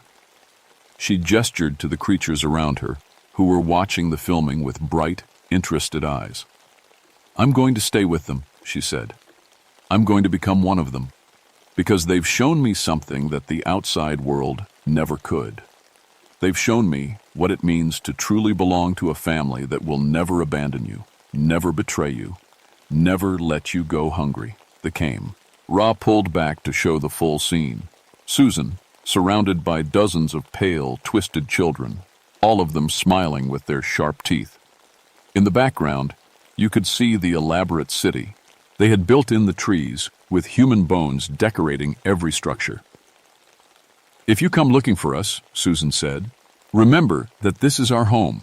We will defend it. We will defend our family. And if you're lucky, if you're very lucky, we might decide that you're worthy of joining us." The film ended with Susan teaching one of the younger children how to operate the camera, while the older ones watched and learned. The last shot was of her filing her teeth with a piece of bone, preparing to complete her transformation into one of them. That was 3 months ago. We found those film reels in October, and I've been investigating ever since. The official report says that Susan Martinez and her crew died in a hiking accident. Their families were told that the bodies were never recovered, lost somewhere in the vast wilderness of the Shenandoah Mountains. But I know better. I've been tracking missing persons reports from that area going back over a century, and the pattern is clear. Every September during harvest time, people disappear in those mountains. Usually children, sometimes adults, but always in September.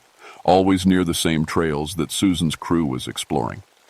I tried to organize a military operation to find and eliminate the colony. I showed my superiors the film footage, explained the threat they posed to anyone who ventured into their territory, but the response was swift and final. The footage was classified, locked away in federal archives where it would never see the light of day. Too dangerous for public knowledge, they told me. Could cause panic, could disrupt tourism in the region. So the children of the mountain remain up there, in their tree cities, waiting for the next group of hikers to wander into their territory. The Park Service has quietly closed some of the more remote trails, citing environmental concerns, but determined explorers and still find their way into the deep woods if they really want to. I think about Susan Martinez sometimes, about how she started out as a rational, educated woman trying to debunk local legends and ended up becoming something that barely qualified as human. I wonder if she's still up there, still teaching the children about the outside world, still helping them hunt. The thing that haunts me most is that last interview where she talked about finding a family that would never abandon her. Because when I watched her face, when I listened to her voice, I could hear something that scared me more than all the violence and horror that came before it. She sounded happy. The reports still come in every year. Hikers who go missing in September. Campers whose gear is found abandoned with no sign of the people who were using it. The park rangers investigate, the police file reports, and eventually the cases go cold and get forgotten. But I haven't forgotten. And I know that somewhere up there, In the high branches of those ancient trees, Susan Martinez is still making her documentary, still teaching the children about our world, preparing them for the day when they might decide to come down from their mountain and visit ours. Every September, I get reports from park rangers about strange sounds in the forest. Children's voices, singing in that twisted language, calling out to anyone who might be listening, calling them home to a family that will never let them go. If you're ever hiking in Shenandoah National Park, if you hear children singing in the trees, don't investigate. Don't try to help. Just turn around and walk away as fast as you can. Because the children of the mountain are always looking for new family members. And once you've heard their song, they'll never stop looking for you.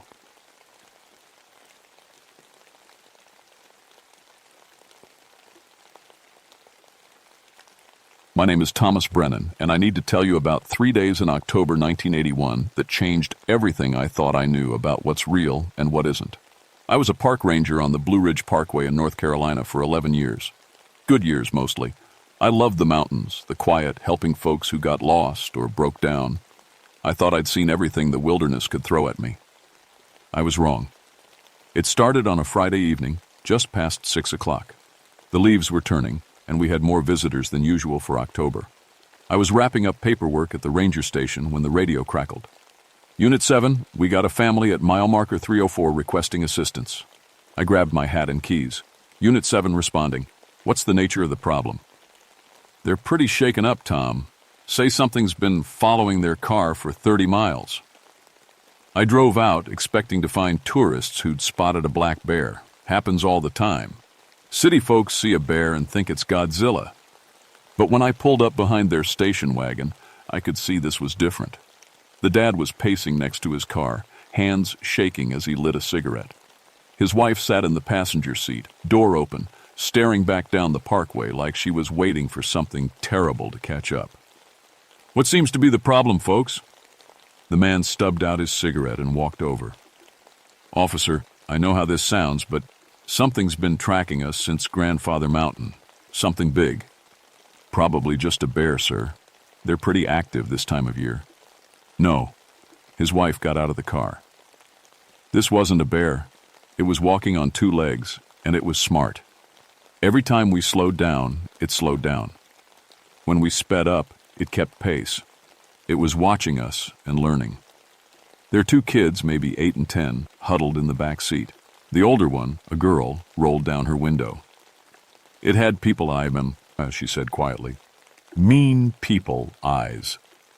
I spent 20 minutes with them, took a report, promised to patrol the area, standard procedure. But something about the way they described it stuck with me.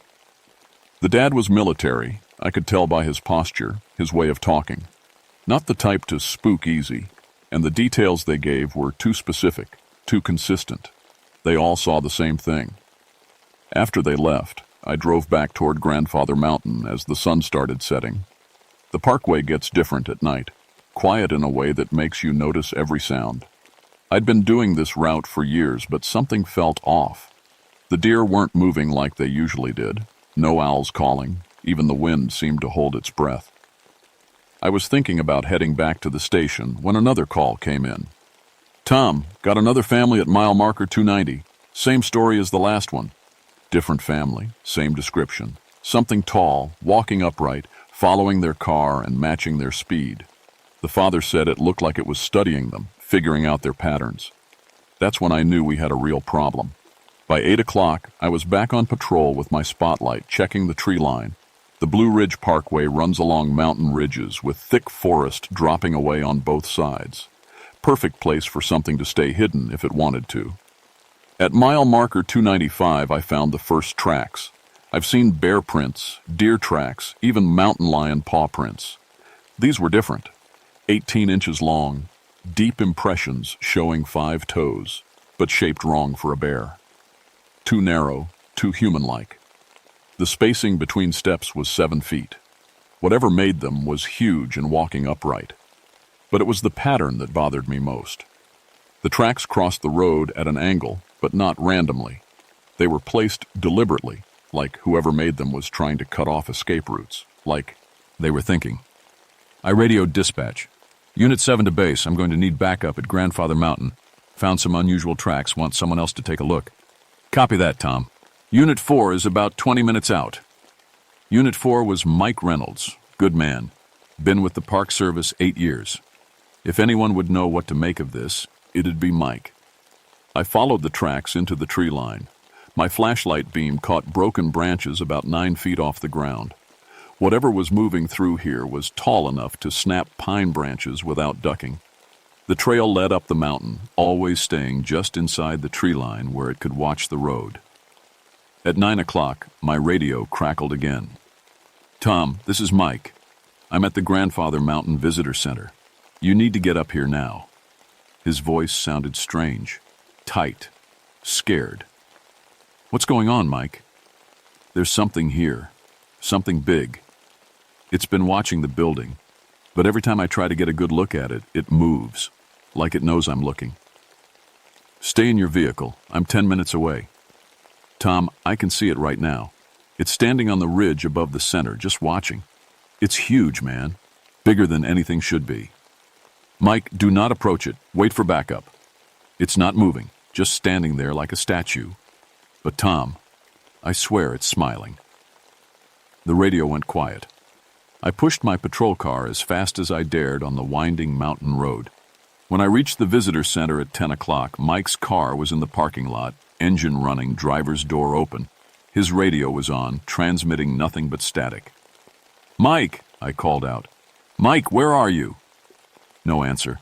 I grabbed my flashlight and service weapon, though I wasn't sure what good a .38 would do against something the size Mike described. The visitor center was closed, dark except for security lights. I checked Mike's patrol car first. Keys in the ignition, radio transmitting on our frequency, but no sign of Mike. His coffee cup was still warm. I looked up at the ridge where Mike said he'd seen it. Nothing but dark trees against the starry sky. But something felt wrong about the shadows up there.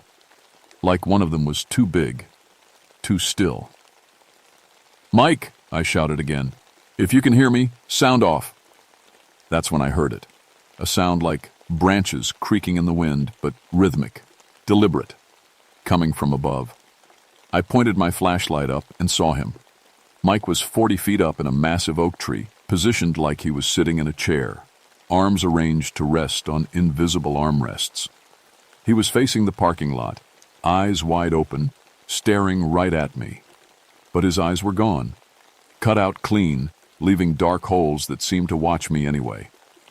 I called for backup, called for the county sheriff, called for anyone who would listen. While I waited, I kept my flashlight trained on Mike's body and tried not to think about how something had gotten him up there without disturbing the bark or breaking branches. The county boys arrived at midnight, 3 deputies and a sergeant who'd worked with Park Service before. They brought ladders and crime scene equipment, treating it like a homicide investigation. Which it was, I guess, though no human could have done what I saw. While they worked to get Mike down, I kept watching the tree line. Every few minutes I'd catch movement in my peripheral vision, but when I looked directly, nothing was there. Like something was circling us, staying just outside our lights. Deputy Harris noticed it too. You see that, Ranger Brennan? See what? Something big, moving through the trees. Been watching us for the past hour. I nodded. How big? Big enough to be a problem. At 1 a.m, they got Mike down.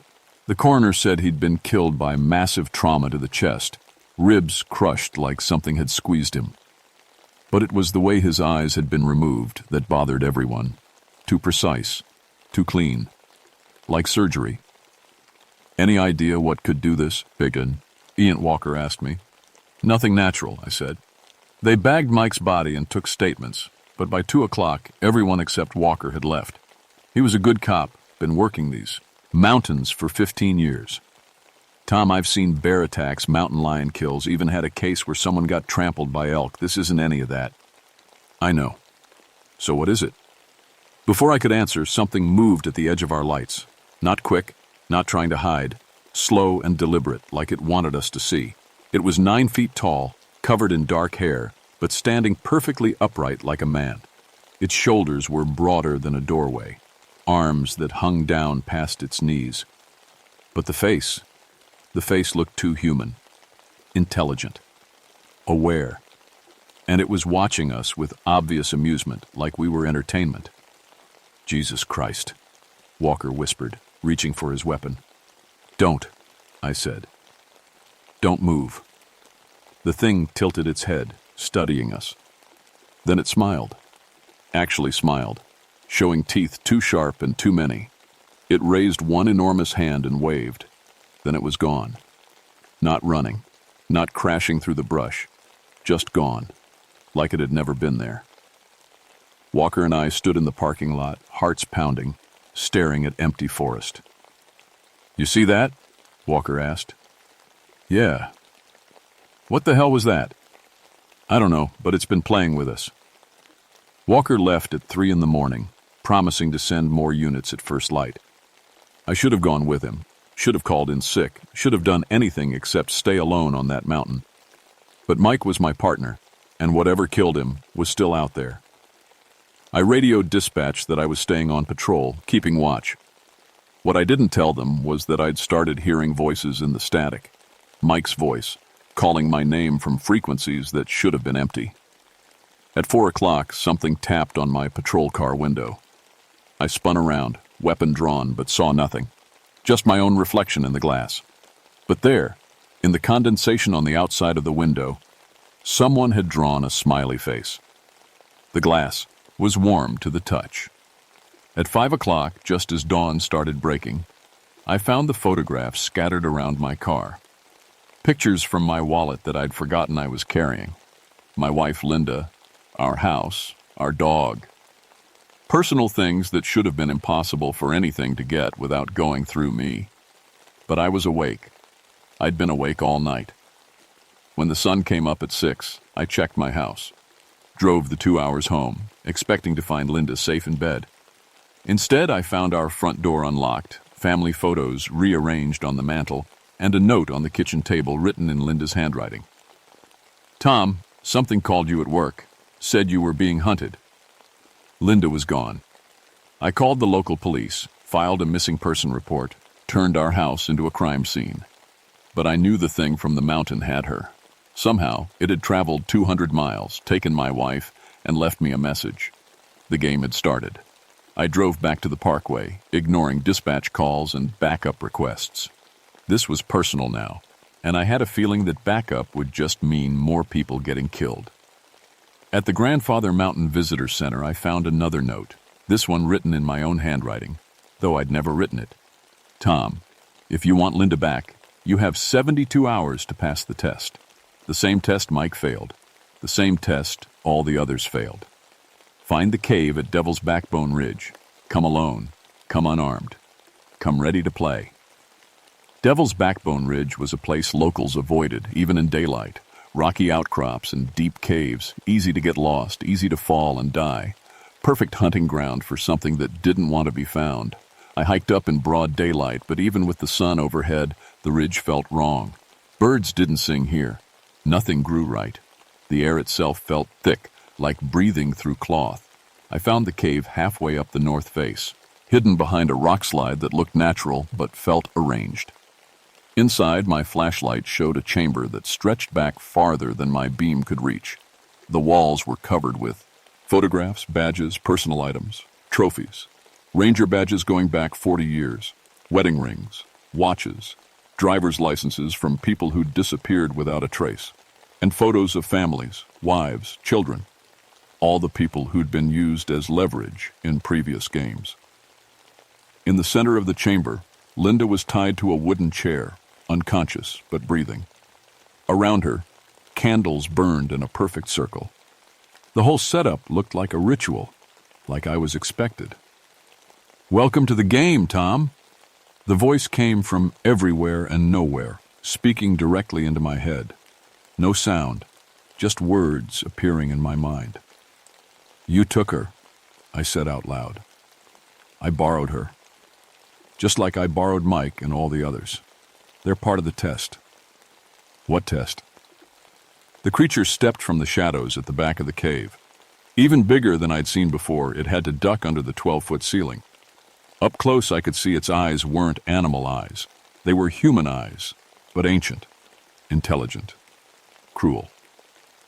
"The test of worthiness," it said, still speaking in my mind. "For 40 years I've been selecting candidates from your kind. Rangers, police officers, soldiers. People who think they understand courage. What do you want?" "Entertainment.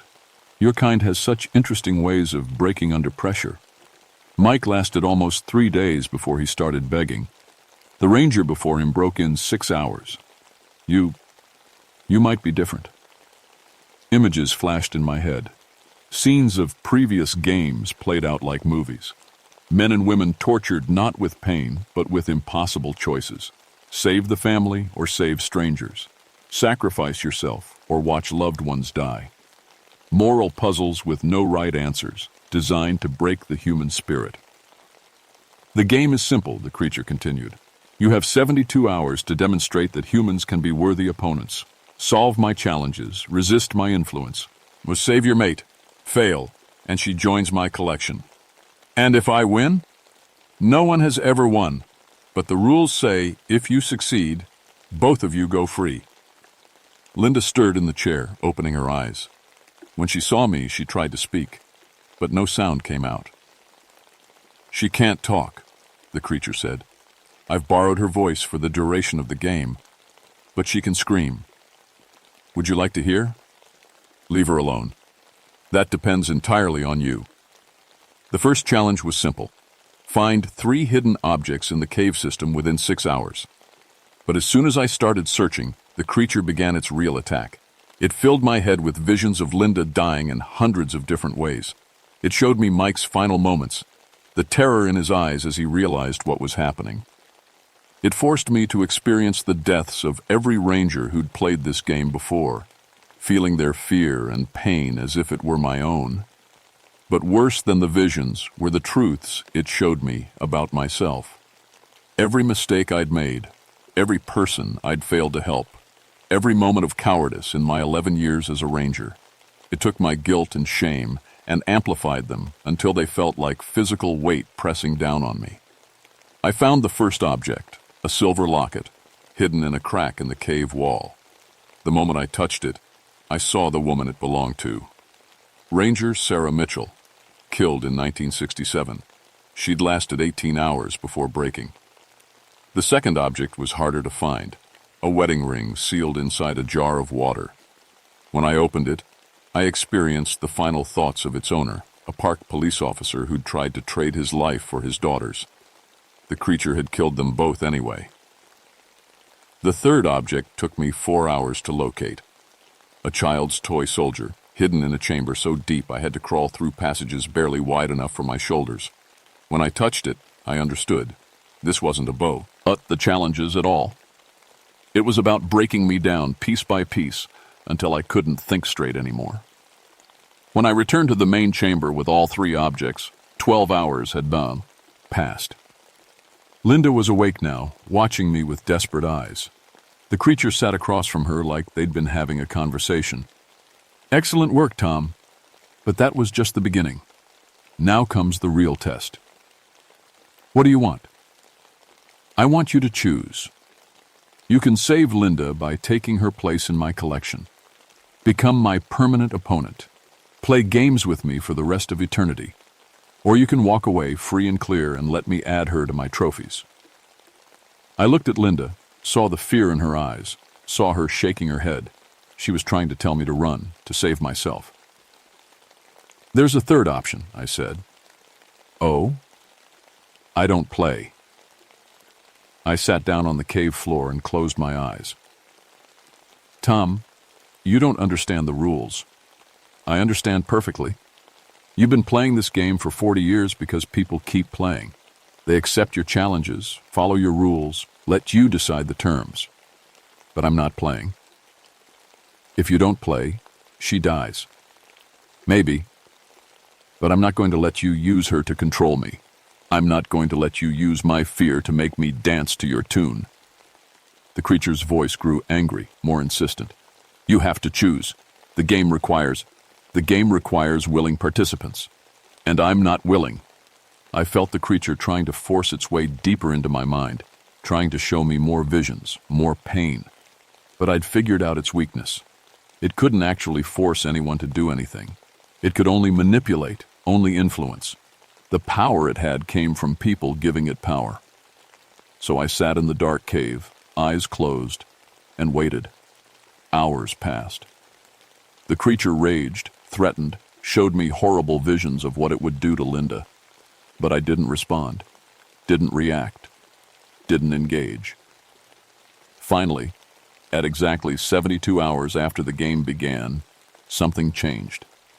The oppressive feeling in the cave lifted. When I opened my eyes, the creature was gone. Linda was you. Unconscious but breathing, her bonds cut clean through. On the cave wall, someone had carved new words in letters 10 inches tall. First to understand the game never ends. We were found by a search team 2 days later, both of us suffering from dehydration and exhaustion but otherwise unharmed. The official report said we'd gotten lost in a cave system during a search and rescue operation. Linda's memory of the 3 days was completely gone. The doctors said traumatic amnesia, probably for the best. I took early retirement 6 months later. Linda needed full-time care. The experience had broken something in her mind that never healed. She spent her days staring out windows, watching for something that never came. But I know it's still out there. Every few months I'll come home to find something moved in the house.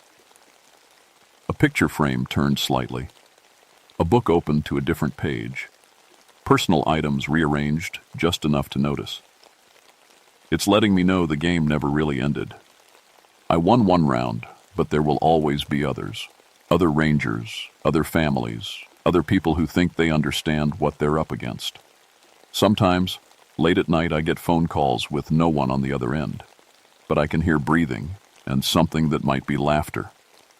The thing is still out there, still watching, still playing its games with people who don't know the rules. And sometimes, God help me, I think about going back to those mountains. Not to fight it, not to stop it, but because part of me misses the game too. That's the most frightening thing of all.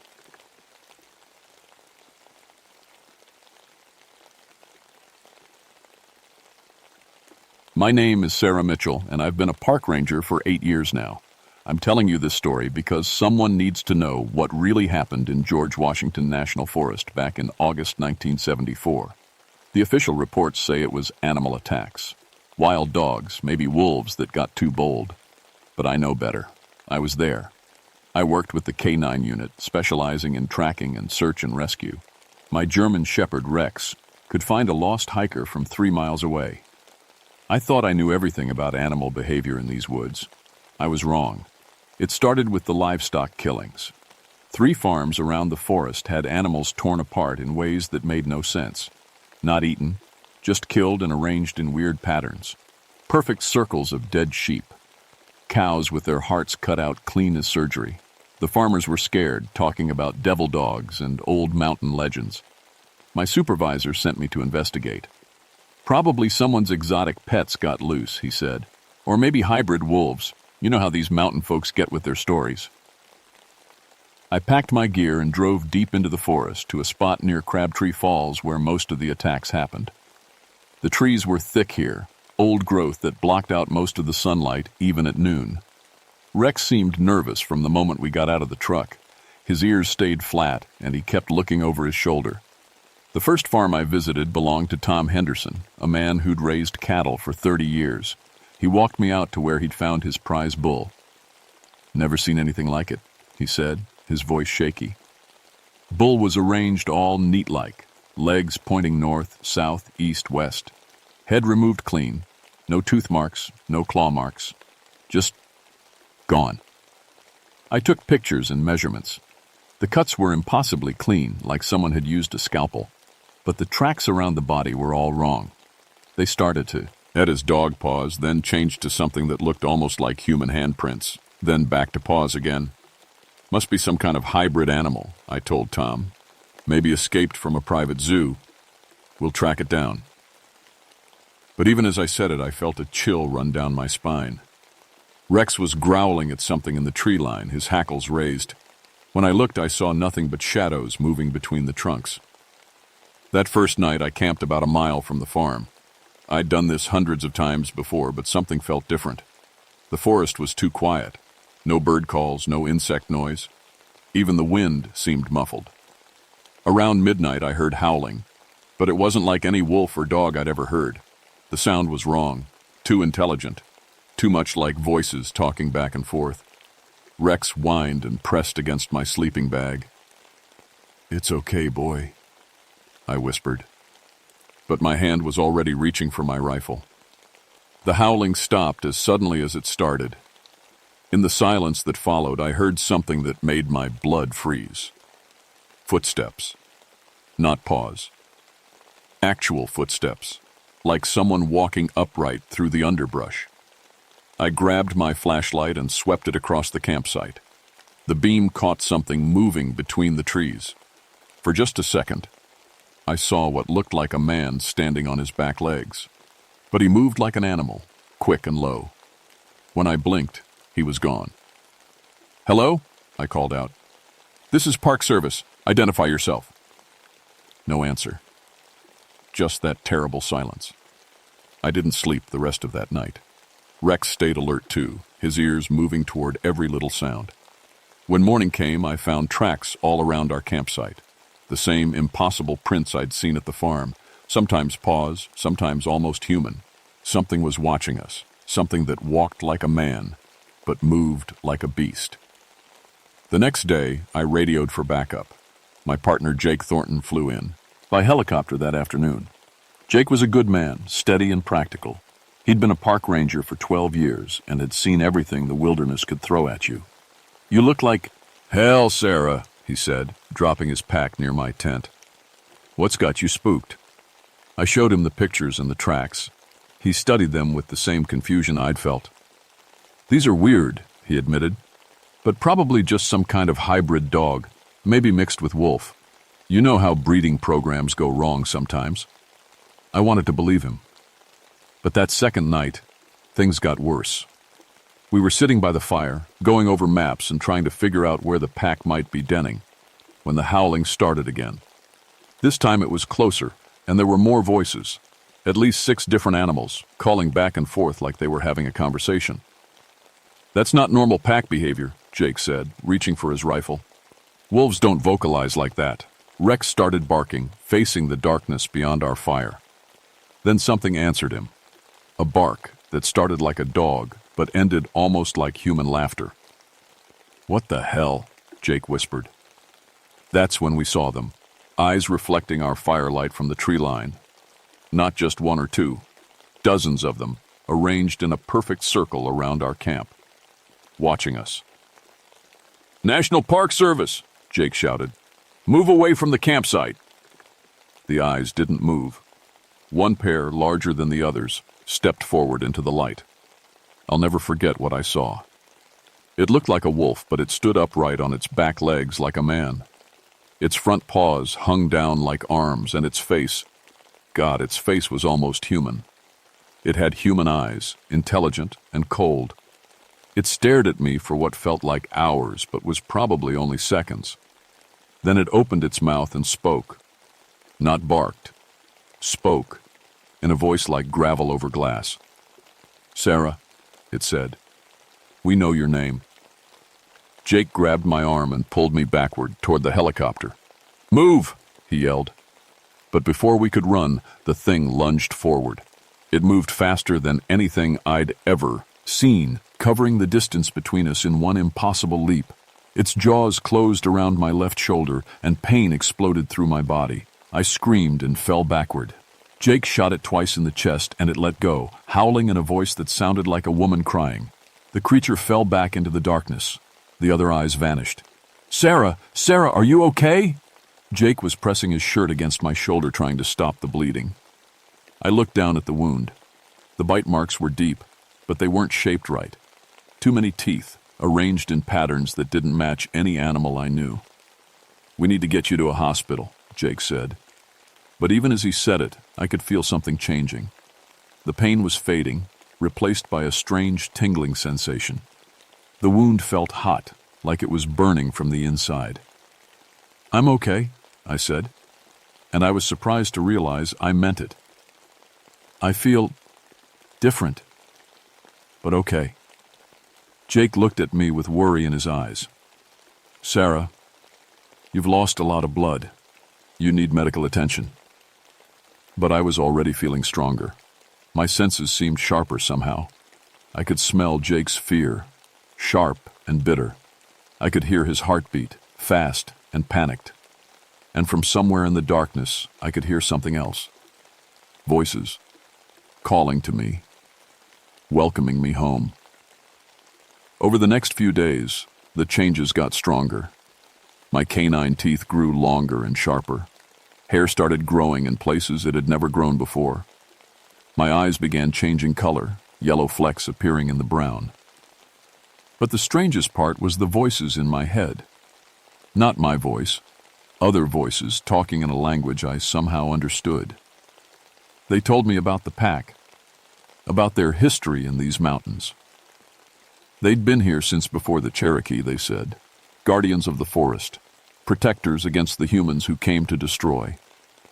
Jake tried to get me to leave, to see a doctor, but I refused.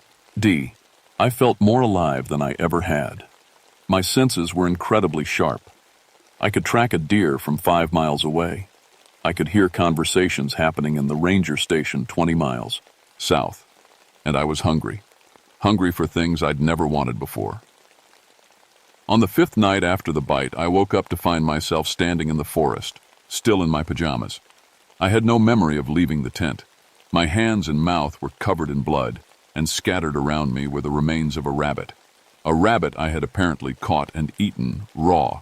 Jake found me there at dawn. "Sarah," he said, his voice shaking. "What happened to you?" I tried to explain, but the words wouldn't come. How could I tell him that the rabbit had tasted better than anything I'd ever eaten? How could I explain that I'd heard its heartbeat from 100 yards away and stalked it like I'd been doing it my whole life? "You need help," he said. "This isn't normal. People don't just change like this." But I was changing. Every day. Every hour. My body was getting stronger, my senses sharper. And the pack was calling to me more clearly now. They wanted me to join them.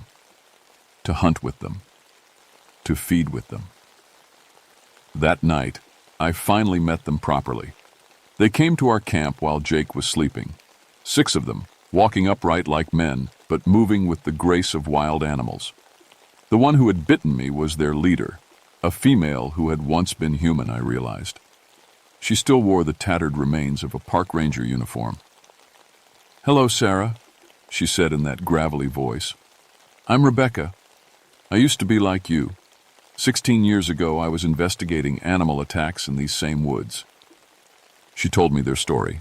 They were all humans once, hikers, rangers, hunters who had stumbled onto the pack's territory. The bite changed them, made them part of something bigger. A family bound together by hunger and instinct. "Humans think they own these forests," Rebecca said.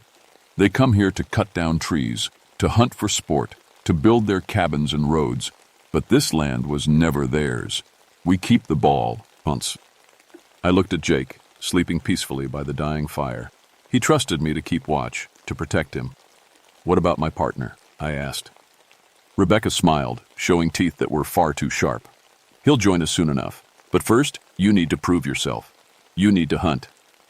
They led me deeper into the forest, to a small camping area where a family had set up for the weekend. Mom, Dad, 2 teenage kids. They were cooking dinner over their camp stove, talking and laughing. They looked so innocent, so unaware of what was coming. "This is wrong," I said. But even as I spoke, I could smell their fear beginning to build. One of them had noticed something moving in the trees. "Is it wrong?" Rebecca asked. "Or is it natural? You're a predator now, Sarah. This is what predators do." The hunger rose in me then, stronger than anything I'd ever felt.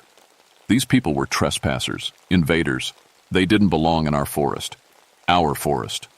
When had I started thinking of it that way? The attack happened fast. The pack moved as one, surrounding the family before they could run. I found myself moving with them, faster and more coordinated than I'd ever moved in my human life. The parents died quickly. The teenagers, we kept them alive longer. The pack wanted to turn them, to make them part of us. I watched as the bite transformed them over the next few hours. Watched their eyes change color, their teeth grow sharp. Watched the humanity drain out of them and something wilder take its place. By morning, we were 8 instead of 6, and I felt no guilt at all. When I got back to camp, Jake was awake and frantic. "Sarah, where have you been? I woke up and you were gone." I looked at him, really looked at him. His scent was sharp with panic and confusion. His heartbeat was racing. He was prey, and every instinct in my body wanted to hunt him. But there was something else too, a memory of friendship, of partnership, the human part of me that wasn't quite gone yet. "I went for a walk," I said. "Couldn't sleep." He studied my face carefully. "Your eyes," he said. "They're completely yellow now. And your teeth." I ran my tongue over my canines. They were long and sharp, like a wolf's fangs. "Sarah, we need to get out of here, right now. There's something seriously wrong happening to you." I almost agreed, almost let him take me back to civilization, to doctors who might try to fix what I was becoming. But then I heard Rebecca's voice in my head. "He'll never accept you," she said. "Humans fear what they don't understand. He'll turn you over to scientists who will cage you, experiment on you. But we accept you. We love you." And it was true. The pack loved me in a way no human ever could. They understood my hunger, my need to hunt. They didn't judge me for what I was becoming. "I'm not going anywhere, Jake," I said. He backed away from me slowly, his hand moving toward his radio. "I'm calling this in. Getting you medical help." "No," I growled. The sound came from deep in my chest, more animal than human. Jake grabbed his radio and started broadcasting. "Base, this is Thornton. I have a medical emergency. Ranger Mitchell has been infected with something. She's showing signs of—" I moved faster than thought, crossing the distance between us and knocking the radio from his hands. It shattered against a tree. "Sarah, please," he said. "You're scaring me." But I wasn't Sarah anymore. Not really. I could feel the pack moving through the forest toward us. Soon, Jake would be like me, or he would be dead. There were no other options. "I'm sorry," I said, and I meant it. He ran then, crashing through the underbrush toward where we'd left the helicopter. But the pack was already there, waiting for him. They drove him back toward me like wolves herding a deer. When he stumbled back into our clearing, his clothes torn and his face scratched by branches, I was waiting for him.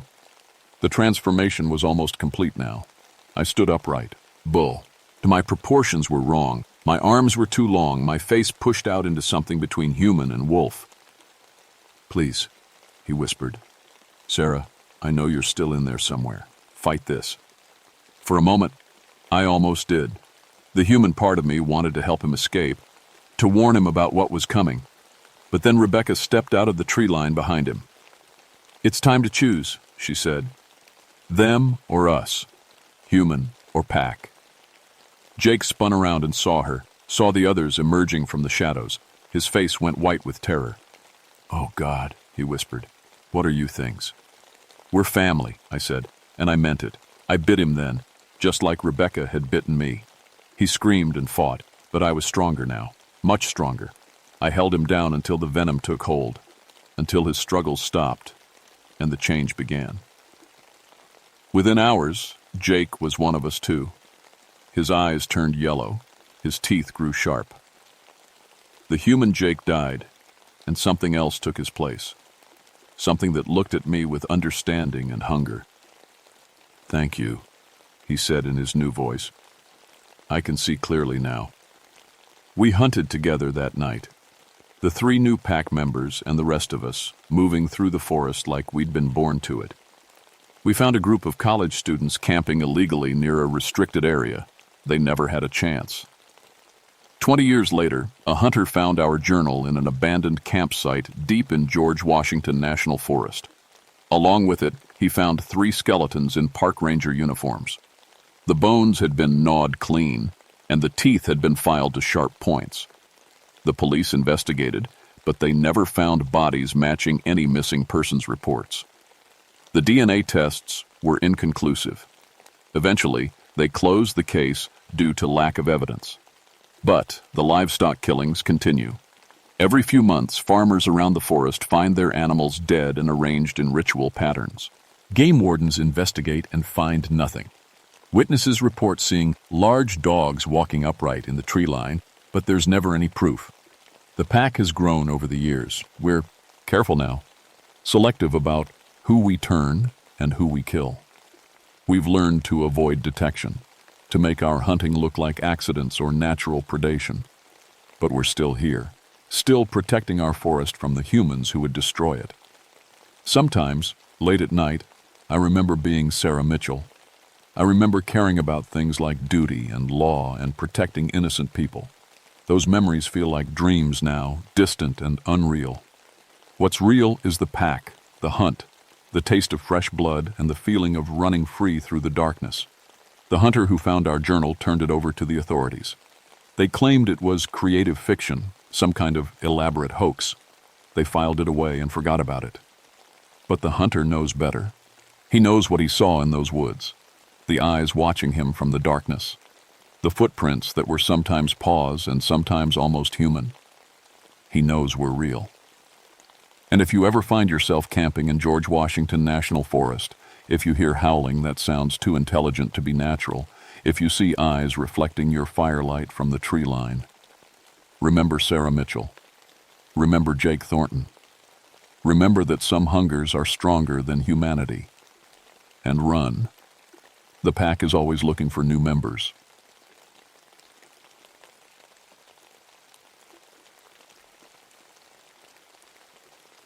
My name is Helen Vasquez, and I'm about to tell you something that will change how you think about caves forever. I'm 78 years old now, sitting in my small apartment in Louisville. My hands shake when I pour coffee, and my voice cracks when I talk too long. But my memory? My memory of December 1963 is crystal clear. Every word, every sound, every terrible moment. For 30 years, I've kept quiet about what happened at Mammoth Cave. The government men who threatened me are all dead now. Their files are buried in some basement somewhere, so I'm going to tell you the truth about Ranger Jack Morrison and what we found in those caves. Back then, I was the radio dispatcher for Mammoth Cave National Park. 25 years old, fresh out of training, proud of my job. I sat in a small office with 3 radios, a logbook, and a thermos of coffee that never seemed to empty. My job was simple. Keep track of the rangers, make sure they checked in every few hours, and call for help if something went wrong. Jack Morrison was one of our best. 15 years on the job, knew every tunnel and chamber in the cave system. He could navigate underground in complete darkness, had rescued dozens of lost tourists, and never missed a radio check-in. Never. He was supposed to do a routine winter patrol that December. Tourist season was over, caves were mostly empty, just checking for damage from the recent freeze. Should have been easy work for someone like Jack. The weather was cold that week. Real cold. The kind that makes your breath fog up indoors and turns cave moisture into ice sculptures. Jack mentioned it during his morning check-in on December 15th. "Morning, Helen." His voice crackled through the radio at exactly 8 a.m. "Heading into frozen Niagara today. Temperature dropped another 10 degrees overnight." "Copy that, Jack. Stay warm down there. Next check-in at noon?" "You got it." And he... "Len? Thanks for the extra batteries yesterday. My flashlight's been acting funny lately." That was the last normal conversation we ever had. I remember sitting there that morning, doing paperwork, listening to the other rangers chat on their frequencies. Everything felt normal, safe. The biggest worry on my mind was whether I'd packed enough sandwiches for lunch. Jack was methodical about everything. His equipment was always perfect, his routes planned down to the minute, his check-ins precise. In 3 years of dispatching, he'd never been more than 5 minutes late for a radio call. So when noon came and went without hearing from him, I started to worry. By 12:15, I was calling his name on the radio every few minutes. By 12:30, I was checking with the other rangers to see if anyone had heard from him. By 1 p.m., I was ready to call for a search team. That's when his voice finally came through the radio, but something was wrong with it. Helen. Jack's voice sounded different, strained, like he'd been running or maybe scared. Jack, thank God, you're 15 minutes late. Everything okay down there? There was a pause. Static filled the silence, and I could hear something else in the background. A sound I couldn't identify. Yeah, I'm fine. Just got turned around for a minute. Jack Morrison didn't get turned around. Ever. What's your location? Frozen Niagara, main chamber. Helen, I need to ask you something. What time do you have? I looked at the clock on the wall. 1:03 p.m. Another pause. My watch says 12 exactly, and it's not broken. A chill went down my spine that had nothing to do with the weather. Jack, maybe your watch stopped. No, Helen. I've been watching it. The second hand is moving, but it keeps coming back to 12 o'clock. Every time. I didn't know what to say to that. I wrote it down in my log book. 1:03 p.m. Ranger Morrison reports watch. Malfunction. Are you feeling all right? Maybe you hit your head or something? I'm fine, just... The cave looks different today. The ice formations. They're not where they should be, and they're moving. Moving how? Like they're growing. Real slow, but I can see them changing shape. And Helen? They're making noise. What kind of noise? Humming.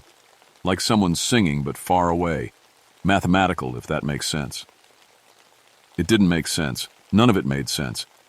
But Jack had never lied to me. Never made up stories. Jack, I want you to head back to the entrance. Something's not right. Copy that. I'll start heading back now. Next check-in at 2 p.m.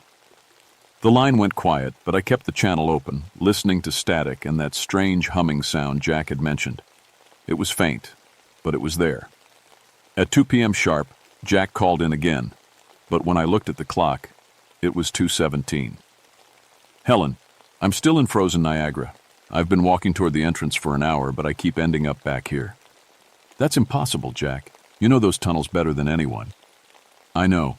But look, I found something. There's equipment here. Old gear, looks like it's been here for years. My blood ran cold. What kind of equipment? Ropes, flashlights, a backpack with someone's initials. TR, and there's a date carved into the cave wall. 1961. I knew those initials. Tommy Richardson. He'd gone missing 2 years ago during a routine cave survey. We'd searched for weeks but never found any trace of him. Jack, get out of there, now. I'm trying, Helen, but something's wrong with my compass. Instead of pointing north, the needle is drawing shapes. Perfect circles, triangles, squares. The humming sound was getting louder on the radio now. I could hear it clearly, and it was making my teeth ache. Jack, your voice is breaking up. Say again? I said the walls are breathing, Helen. I can see them moving in and out, like lungs, and there's writing on them, numbers and symbols I don't recognize. That's when I heard the first scream. It wasn't Jack screaming. It woo as something else, something that didn't sound human. A shriek that came through the radio so loud I had to cover my ears. When it stopped, Jack was whispering. Helen, it knows I'm here. The next few hours were a nightmare that I still dream about today. Jack's radio calls started coming in wrong. I'd get his 4 p.m. check-in at 3:30, then his 3 p.m. call would come through at 4:15. Time seemed broken down there, like a clock with all its gears mixed up. Helen, I can see it now, Jack whispered during one transmission. I'm not sure which one. By then I'd stopped trying to keep track of time. It's huge, moving through the rock like it's water. What is it, Jack? I don't know. It's made of angles that don't exist. When I look at it straight on, my eyes hurt and my nose bleeds. I could hear something in the background of his transmission. Footsteps, but they were coming from above him. Jack, are you on the cave ceiling? No, I'm on the floor. But gravity's not working right down here. I dropped my water bottle and it fell up. I was writing everything down, but my hands were shaking so bad I could barely hold the pencil. The other rangers had gathered around my radio listening to Jack's transmissions. Nobody spoke. We all knew we were hearing something impossible. It's trying to talk to me, Helen, in math. Pure math. Like numbers and equations or words. What's it saying? I think it's asking me questions. About the surface. About people. It wants to know how many of us there are. The radio went quiet for 10 minutes. When Jack came back, his voice was different. Calmer. Too calm. Helen, I understand now. The cave isn't empty. It's alive. The whole system, all the tunnels and chambers, they're like veins and organs. And we've been crawling around inside something's body for years. Jack, you need to get out of there. I can't. Every tunnel leads back here. And Helen? It's not alone. I can see others. Shapes moving in the walls, creatures made of stone and shadow. They've been here forever, sleeping under the ground. That's when I made the call to send in a rescue team. 3 rangers volunteered, Mike Torres, Sarah Chen, and old Pete Williams. They were at the cave entrance within an hour, equipped with extra radios, ropes, and emergency supplies. I watched them disappear into the cave opening at 6 p.m. At 6:30, I lost contact with all 4 rangers. The next morning, we found Mike, Sarah, and Pete wandering Highway 70, 200 miles away. They had no memory of entering the cave, no idea how they'd gotten there, and their equipment was gone. But Jack was still down there, and his transmissions kept coming. Helen, it's beautiful down here now. I can see the mathematical structure of reality. Every equation that holds the universe together. It's teaching me. Jack, fight it. Whatever it is, don't let it in your head. Too late for that. My thoughts aren't my own anymore. But Helen, I learned something important. It's vulnerable. The creature. Sound hurts it. Loud, sharp sounds. Like feedback from a radio. I grabbed my radio microphone and started experimenting. When I cranked the volume and created feedback, Jack's transmissions got clearer. That's it, Helen. Keep doing that. It's backing away. For the next hour, I used every radio in the office to create a wall of electronic noise. It seemed to be working. Jack sounded more like himself, more human. But then everything went wrong. Helen, I can see the way out now, but I have to make a choice. Jack's voice was clear now, clearer than it had been all day. The feedback was working, keeping the creature at bay. What kind of choice? It's not just one creature down here. There's a whole colony, and this cave system connects to others. Caves all over the state, maybe all over the country. If I leave, it'll follow me up. It'll spread. I could hear something huge moving in the background of his transmission. Rocks falls. Ling, earth shifting like the cave itself was rearranging. There's another way, but you're not going to like it. Tell me. I can collapse the main chamber. Trap them all down here. But I'll be trapped too. No, Jack. There has to be another way. Helen, listen to me. These things, they're not from our world. They've been sleeping under the ground for millions of years. We woke them up by digging and exploring, and now they're hungry. The humming sound was back, louder than ever. But now I could hear something else underneath it. Voices.